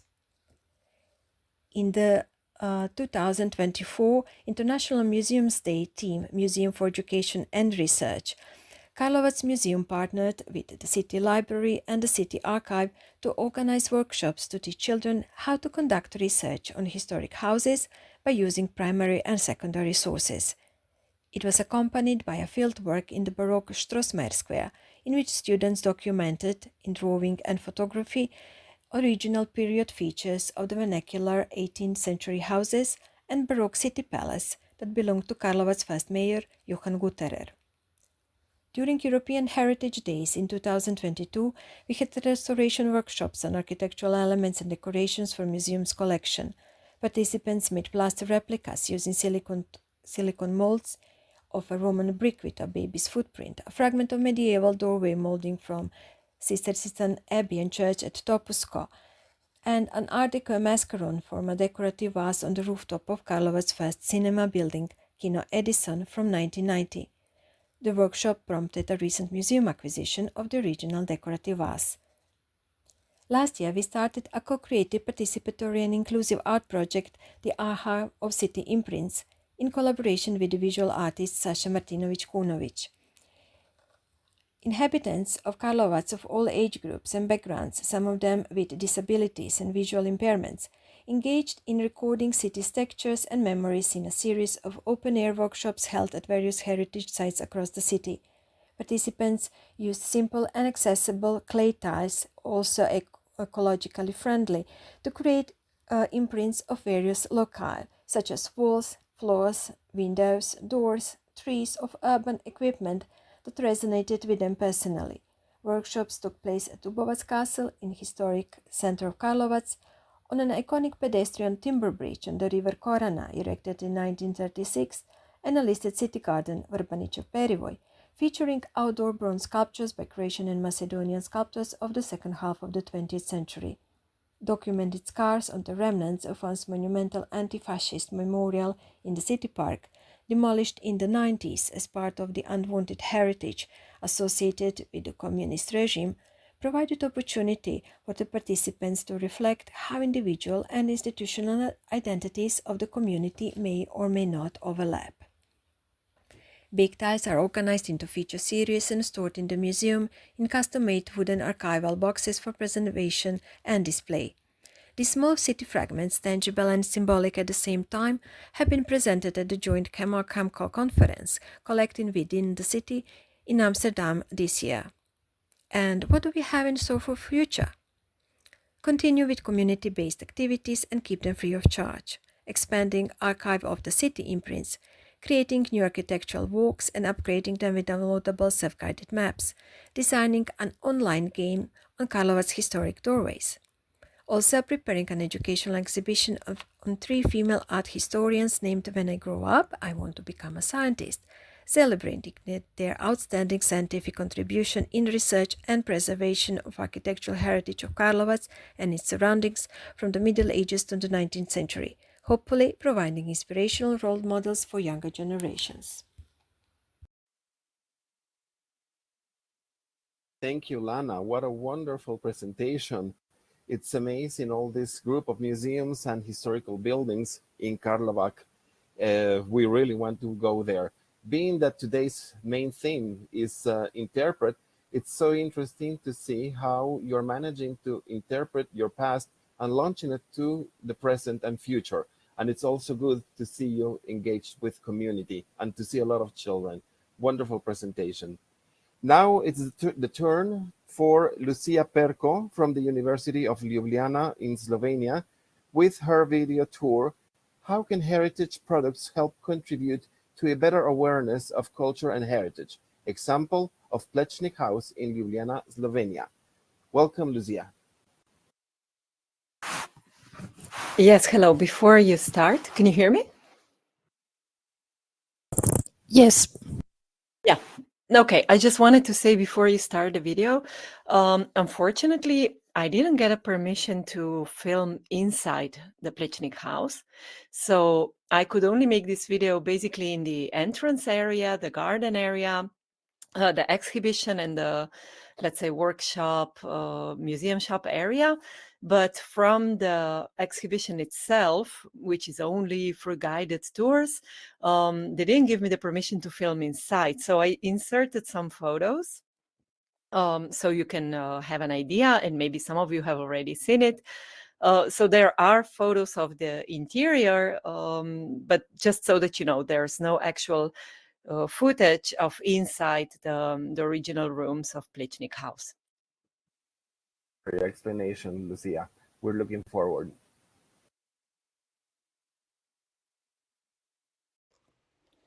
Plečnik house is a complex of several houses in the Trnovo district of Ljubljana, where the Slovenian architect Jože Plečnik lived from 1921 until his death in 1957. To the two old houses along Karunova Street, Plečnik added a cylindrical extension and the winter garden, which borders the spacious garden behind the house. At Plečnik House, you can see the architect's home as it was in his lifetime and view a permanent exhibition showcasing his work. Plečnik House is now fully accessible to the public since extensive renovations that took place between 2013 and 15.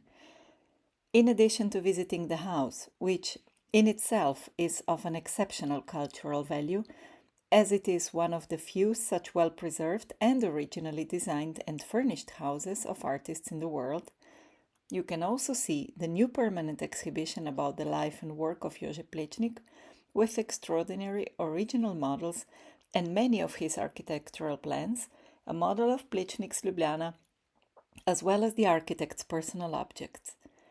There is also an adjacent garden with a lapidary which, along with Plečnik's original furniture, library, drawing tools, personal belongings, and a large archive of sketches, plans, photographs, and models, all form part of the Plečnik collection. The complex also has a museum shop, space for educational programs and events, a study center, and a place for occasional exhibitions. Plečnik is without a doubt among Slovenia's most prominent 20th century architects. He started his career as Otto Wagner's student in Vienna and consequently left an important mark in the imperial capital with a number of pioneering works. In 1911, he accepted a job as a professor at the Prague School of Arts and Crafts and spent the next 10 years there while undertaking some major projects such as the renovation of Prague Castle as a new symbol of democracy and landscaped the castle gardens.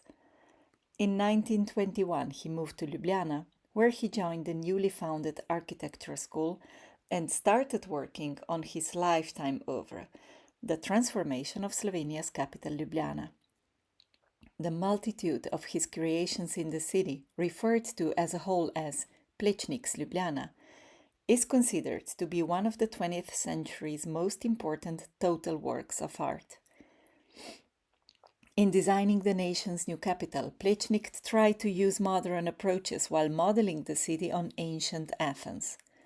The works Jože Plečnik carried out in Ljubljana between World War I and II present an example of a human-centered urban design that successively changed the identity of the city following the dissolution of the Austro-Hungarian Empire, when it changed from a provincial city into the symbolic capital of the Slovenian people.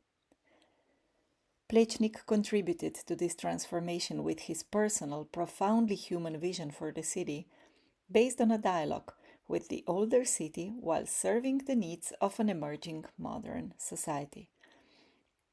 In the small museum shop, visitors can find literature as well as souvenirs inspired by the architect's work. Some of the items on display at the museum store have been created as specially planned souvenirs, generators of identity by adapting historic contexts to contemporaneity. Design interventions in heritage environment can be crucial for raising awareness about the importance of preserving and protecting cultural heritage as a quality of life in the area of origin. In particular, one such design project should be highlighted: Plečnik Cup and Spoon gift set, designed as homage to the architect's attitude towards attention to details in combining different materials, as well as his well-known and much beloved ritual of coffee drinking. It is an example of a product with ability to establish an emotional connection between the cultural product and the end user. Strategic practices of reuse of cultural heritage, such as the example mentioned, are meant to achieve unique cultural products with strong identity message that serve as a link between the past and the present and guideline for society to preserve heritage for the future. Plečnik House offers numerous and well-attended guided tours, not only of the in-house museum spaces, which relate to the permanent as well as temporary exhibitions, The guided tours are held in Slovenian as well as English language. There are also tours with adapted program for school groups or specialists. They also offer guided city tours by well-known architects and other Plečnik work scholars. In summertime, Plečnik House also opens the garden for the visitors, with a special eye for the families. It is a research adventure, a specially designed program for independent family exploration with tasks related to discovering the garden. There are also literary events as well as musical concerts that all contribute to establishing a durable connection with a wider public that extends beyond researchers and students of the great architect's work. They curate publications and host talks, panel discussions, workshops, and other events directed toward different groups of public. Plečnik House encourages collaborators with scholars, artists, students, authors connected with Plečnik's work, and more broadly, with themes touching upon architecture, design, urban planning, and related topics. Plečnik House is therefore directed not only towards preserving Plečnik's invaluable heritage, but also and most importantly towards interpreting his legacy and creating a bond with the historical contexts, the surroundings, and the people, and shaping the attitude of the community and its connection in the context of understanding culture, memories, and knowledge.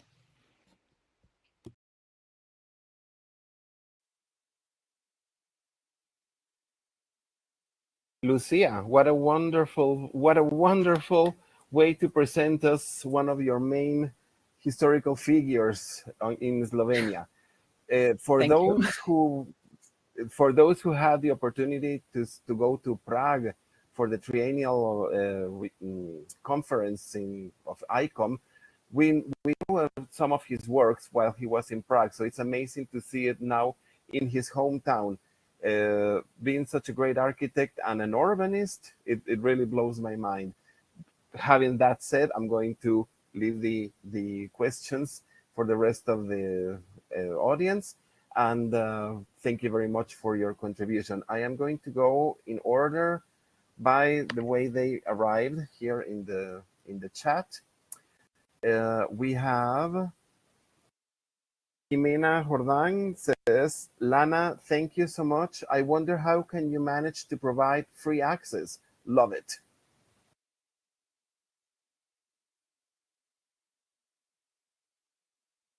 Lana with us?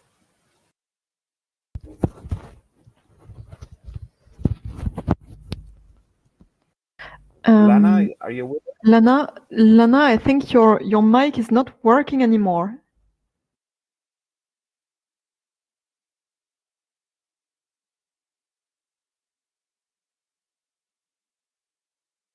Lana, can you try logging off and logging on again? Okay, we're going to do Lana's questions afterwards.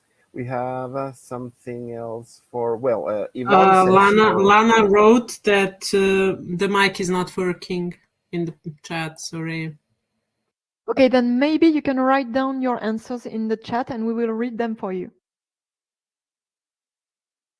Okay, meanwhile, we move on to Lucia's presentation, and Yvonne buy the spoon. I love it. I think we all did. So can we buy it? Yeah, sure, it's possible, obviously. This was really, it was created especially for Plečnik House. So as you might have guessed, since I wasn't granted permission to film inside, I'm not working at the Plečnik House, but I am working on these kinds of things, such as the Plečnik cup and spoon. So let's call them heritage projects. Yes. So yes, this was an item that was created especially for Plečnik House, and yeah, it's quite well accepted. There were questions I saw now in the written questions. Some you were asking if all of the items are on display inside the house. So yes, a lot of original items are displayed, but as I mentioned before, it's a guided tour only, and you're supposed to finish it in well, the time that they give you when you're inside with the guide. And let me say, you're not allowed to ask too many questions because it's supposed to be finished in a certain time, right? So I think there's room for improvement in this way. Meaning that, for example, the guided tours of the city are usually done by real, let's say, scholars or people who study Plečnik's work and are usually of very good quality. And this is not always the case of the guided tours inside Plečnik house, unfortunately, where mostly people who work there are students. Not only, there's also obviously exceptions. But I think, considering the popularity of Plečnik that is now kind of gaining access, so to say, also thanks to UNESCO, well, they could probably work on that even more. You've seen even the shop, it's quite small, but this is also because Plečnik house is really under the City Museum of Ljubljana. This is, let's say, the mother museum that is surveilling Plečnik house, so it goes for them. But yes, it's possible. You can contact me and I can give you the information about the Plečnik cup and spoon set. So yeah. Thank you, Lucia. We have some interesting questions. The next one is from Iris Kokkelberg from the Netherlands, I think. And her question is, I see in Plečnik house 2 types of rooms: museum presentations and the rooms with a lot of personal objects. Do you have information how the public perceives the historical rooms with the objects? Is the public asking for more personal stories and even more atmosphere in those original and still decorated rooms? Well, yes, as I said, you go into those rooms with the guide. So it's really up to the guide how much of these personal stories you will get, right? If he's knowledgeable, then you might get some. And if not, then no, I suppose. So it's not really explained anywhere inside the house because they try to keep the interior, so the rooms and the various passages, it's without the panels, without the explanations. So you go into the room, you see the objects, you're obviously not allowed to touch anything, goes without saying, right? But it's really kind of like a fast tour of the house. And they, I don't know, especially in summertime, there's quite a lot of visits. So it goes, let's say, if I'm not mistaken, every 30 minutes. So they try to do the tour in a way that one group would not meet the other. So it goes around, you finish on another side from where you start, let's say. So it's like a circular walk through the house, and you are not allowed to roam around the rooms alone or to touch anything, obviously. So in terms of people being interested in objects, yes, a lot of them, of course, are original. Some of them probably also aren't. That might not really be the main issue here. Well, you see, for example, Plečnik's shoes and his clothes and his hat that he was wearing. You see a very short bed that he slept on, although he was not himself a short man. You definitely get the idea that he was leading a life of, you could almost say, like a monk. He was married to architecture, we say in Slovenia. So he had this very conservative approach to, well, he didn't have time to enjoy the everyday because he was working all the time. So you definitely get this idea, which is realistic enough, so.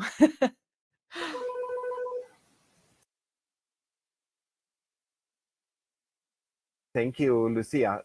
We have another. Can I ask the organizers an advice of how much time do we have, so that we don't run out of time, please? Meanwhile, I will read. I would say another 5 minutes. Okay. Gianluca asks, are the original plans of the house preserved and presented? Some of not really of the house, because it has been manipulated, so to say. The house was not always presented as original Plečnik's house, as we can see today. even 20 years ago, there were still people renting some areas of that house. So it was recently, let's say about 10 years ago, or maybe a bit more, presented as it is today. So the plans of the house, you can see some of them, but there are other plans of Plečnik work as well there. Not all of them originally presented to public, I think for scholars, but you can see some of those things as well, yes.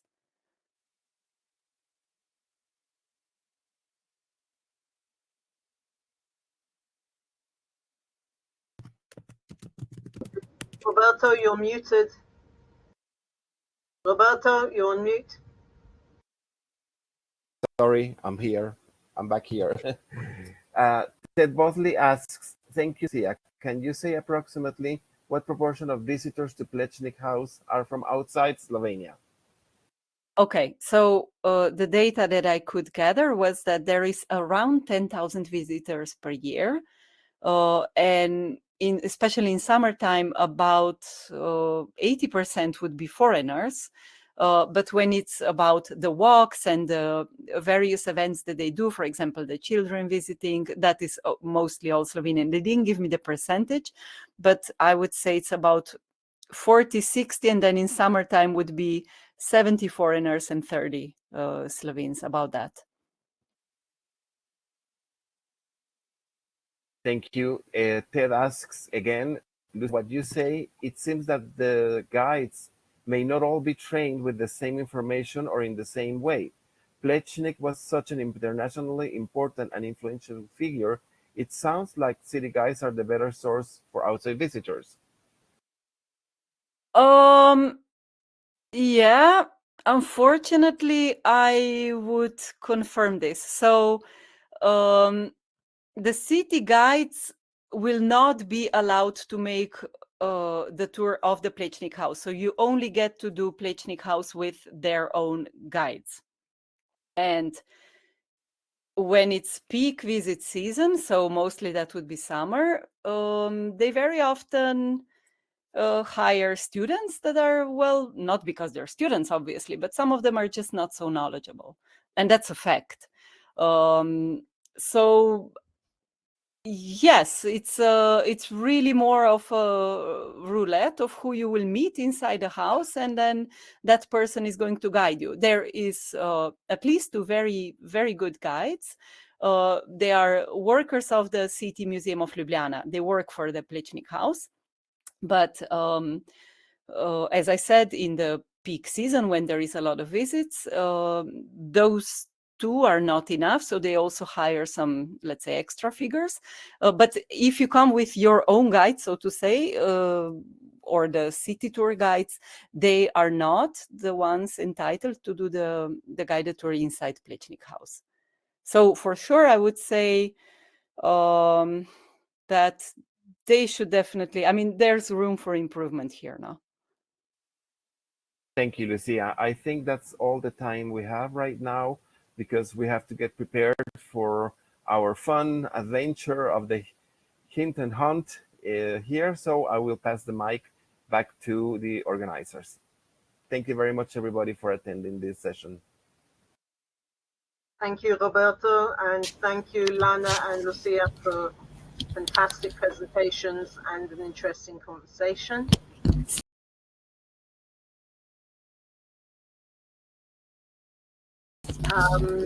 We are now going to go into the hint hunt.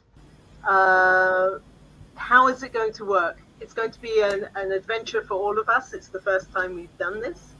We are going to be, Caroline is going to split us randomly into 5 groups, and then we will go into breakout rooms, and you will have a moderator from the DEMHIST board with each group, and then we will explore the houses of that we have entered. We will have clues. We will have 10 minutes to try to identify the house and to discuss something about the house and the way that we connect to it and the way that the objects there can connect to community. Caroline, is there anything you want to add before you split us into the groups? I will just add that if anyone has any problem, reach out through your moderator and I will try to help. So just the mission is very simple.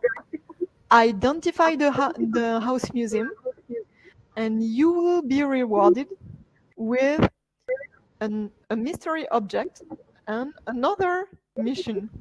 I just want to tell you that you can find hints from the DEMHIST website. And again, I want to thank Yuzi Guerrero for her help in creating what you will be able to use as clues. So everyone, enjoy. You have 10 minutes for your secret mission. Good luck.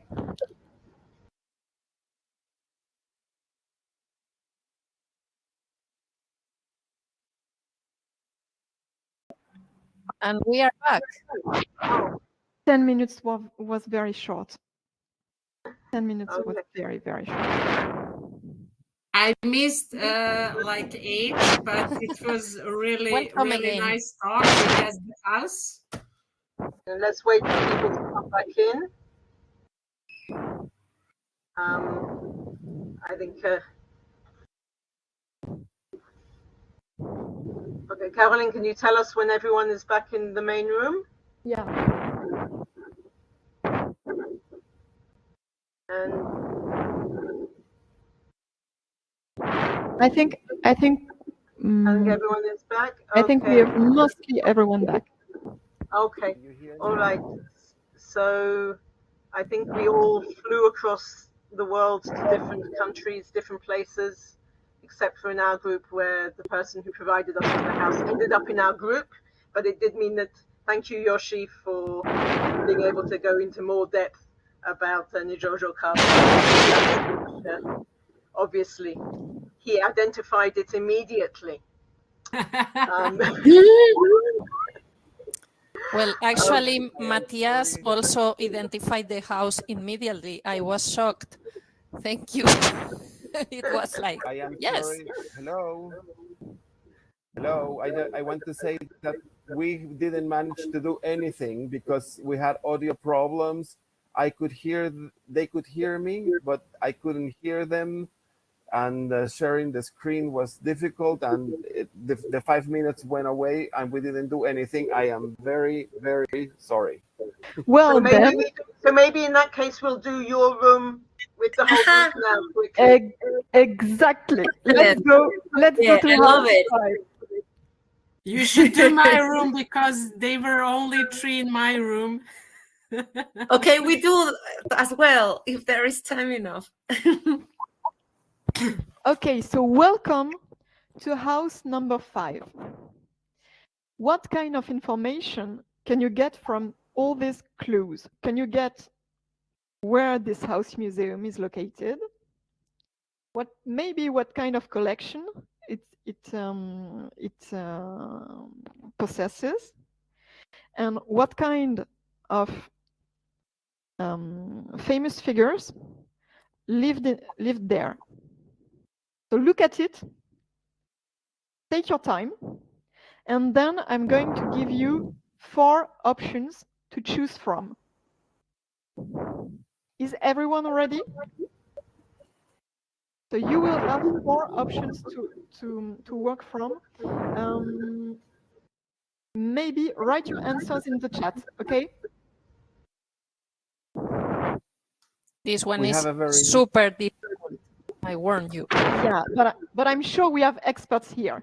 So if you know, write your answers in the chat. You are allowed to search from either DEMHIST website or Google if you want. We have a very interesting answer, Sina Martinez, which I think she's very near to the right answer. She says, "It seems like Washington's White House." You're very close. You're very close. Oh, and Carl. Oh, and yes, now we have our. Of course, Carl. Carl and Remco, Carl, you should surprise me. Quiet. Yes, you got it. Okay, Apparently, Remco is saying it is not Vizcaya. Remco would know. Okay. My All opinion right, is I think we have enough answers in the chat. Caroline, would you like to reveal correct answers? congratulations on finding that we wanted to point to Hillwood Estate. So Hillwood Estate is linked to quite famous American businesswoman. She collected items that are oriented towards French and Russian objects, particularly Fabergé eggs. I couldn't resist not including so French porcelain to highlight a love for beauty, craftsmanship, and history. Of course, Hillwood is located in America, in the United States of America.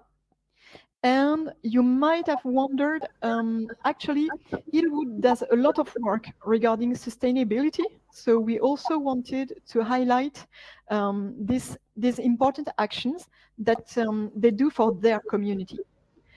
So congratulations on identifying Hillwood.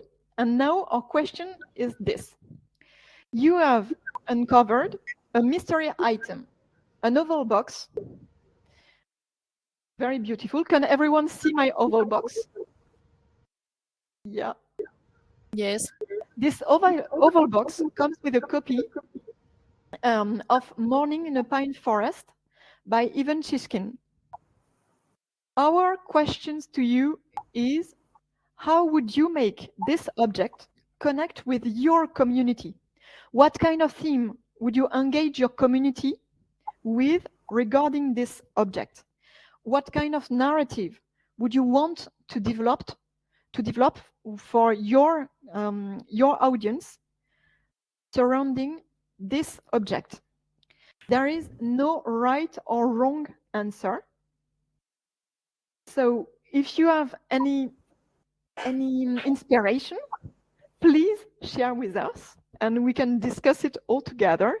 Either write it in the chat or the mic is yours. I've got my answers, but I don't want to impose it. So the answers are yours. Open mic. Yeah. Or write down in the chat. And Nicoletta, tell me if there are answers in the chat.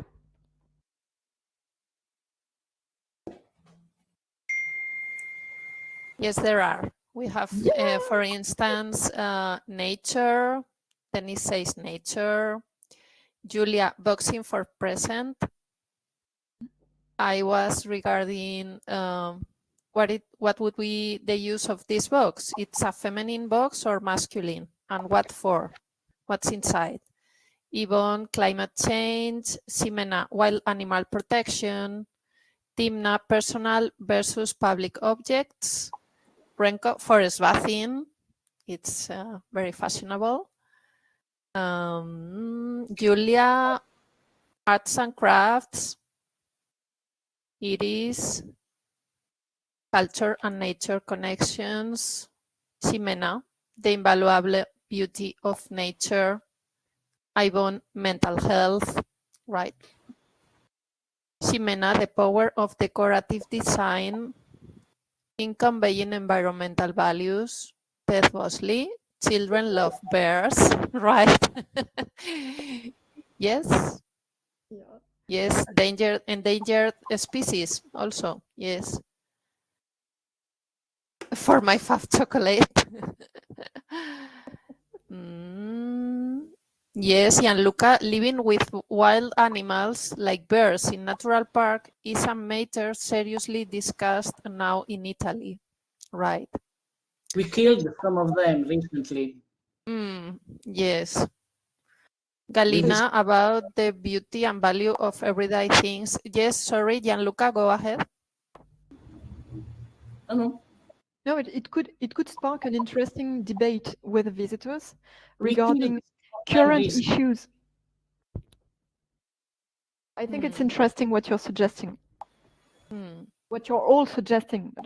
Any approach that you're suggesting would spark very interesting things with your visitors. Do you want to go on, or do you want to try another house? We are 7 minutes before the ending of today's open Another talk. house. Okay, which house? Just tell me. And Ximena, choose one. House number 1. Okay, let's go to house number 1. So again, you have some clues. I'm going to just, Look at the red bus. Yes. Yeah, I'm making this clue a little more readable. And so maybe you might have guessed, but we still have 4 answers to choose from.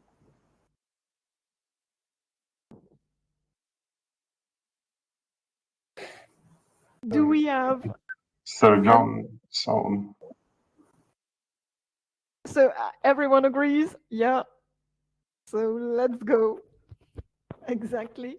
So located, of course, in the UK, in London. A collection that was created by a famous English architect. It's also why you've got the Bank of England that was represented there. A collection of antiquities, furniture, sculptures, and currently they are working on LGBT themes for a special exhibition that their staff has been taking part in. And so you have uncovered the head of a Roman statuette of Urania. Milia, did you have the time to discuss with your group? I only have 2. One was having a problem with audio, but I managed to write because they couldn't find the chat. Okay. And it was a really lovely comment that they miss the stars in London and the current issue of climate change and the issue that humanity is not being able to connect to nature anymore. So it's a really lovely way to connect through the Muse of Astronomy, Urania, who basically at that time represent intellectual pursuits. So I really loved those comments. What do you think? I think it's very poetic. I remember your comments about Urania, also that were very interesting. Do you want to say some more about Urania, or do you want to say some more and to engage with participants today? I would really like to hear more about personal reflection, more than art and aesthetic appeal that Sir John basically used those sculptures to collect them and present them afterwards to the public view and to modern connections. So basically I would like to hear more, but as I told you when we prepared this as an Aquarius, and because next 20 years are going to be Aquarius years, it's a really nice symbol for a new era that is going to be that started basically. Gianluca said change the hairdresser.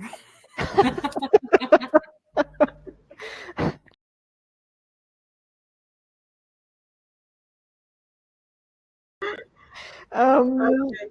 I think unfortunately we can maybe explore some of the other houses tomorrow if we have time, but I think for today we have to call an end to the open talks, close the open talks perhaps. I want to say thank you to everybody who joined us today and who made presentations, whether live or through video. It's really been a fascinating day, and one that's really made me think about a lot of ways, different ways of interpreting sites, different ways of engaging community within the sites, whether it's at Peterhof, where they actually give the public the possibility to come and work within the house and the gardens, and that gives them access to the spaces, or the Imprint project in Karlovac. It really is all these different ways that we can engage with our communities. And this final activity, thank you, Caroline, Jussi, and Cecilia, for creating a way for us to engage with each other as we discuss these different houses. I think one thing that's clear is that as much as we travel the world, as much as we see houses, there is still so much more for us to see and so much more for us to learn. And I'm following in the chat what everyone's saying about Sir John Soane's house, and I can just say that as a child growing up in London, it was my favorite place. I would just go off there every weekend, discover a different room, discover different objects, and it's the complete opposite of some of the more minimalist houses of today. It's, as I think Ted says it here in the chat, he was a maximalist, completely maximalist. So I think we are going to close for today with thoughts of all joining up in London to go and visit John Soane's house. And we will see you all here tomorrow at 4 p.m. CET for our final day, when we actually can discover the impact of our houses on our communities. So thank you again, everybody, for joining today. Thank you, Caroline, Cecilia, and Nicoletta for being behind the scenes. Thank you, Milia, and the rest of the DEMHIST board for helping out. And see you all tomorrow. Good night, good morning, good afternoon. See you. Bye. Bye. Good evening. Bye. Thank you, everybody.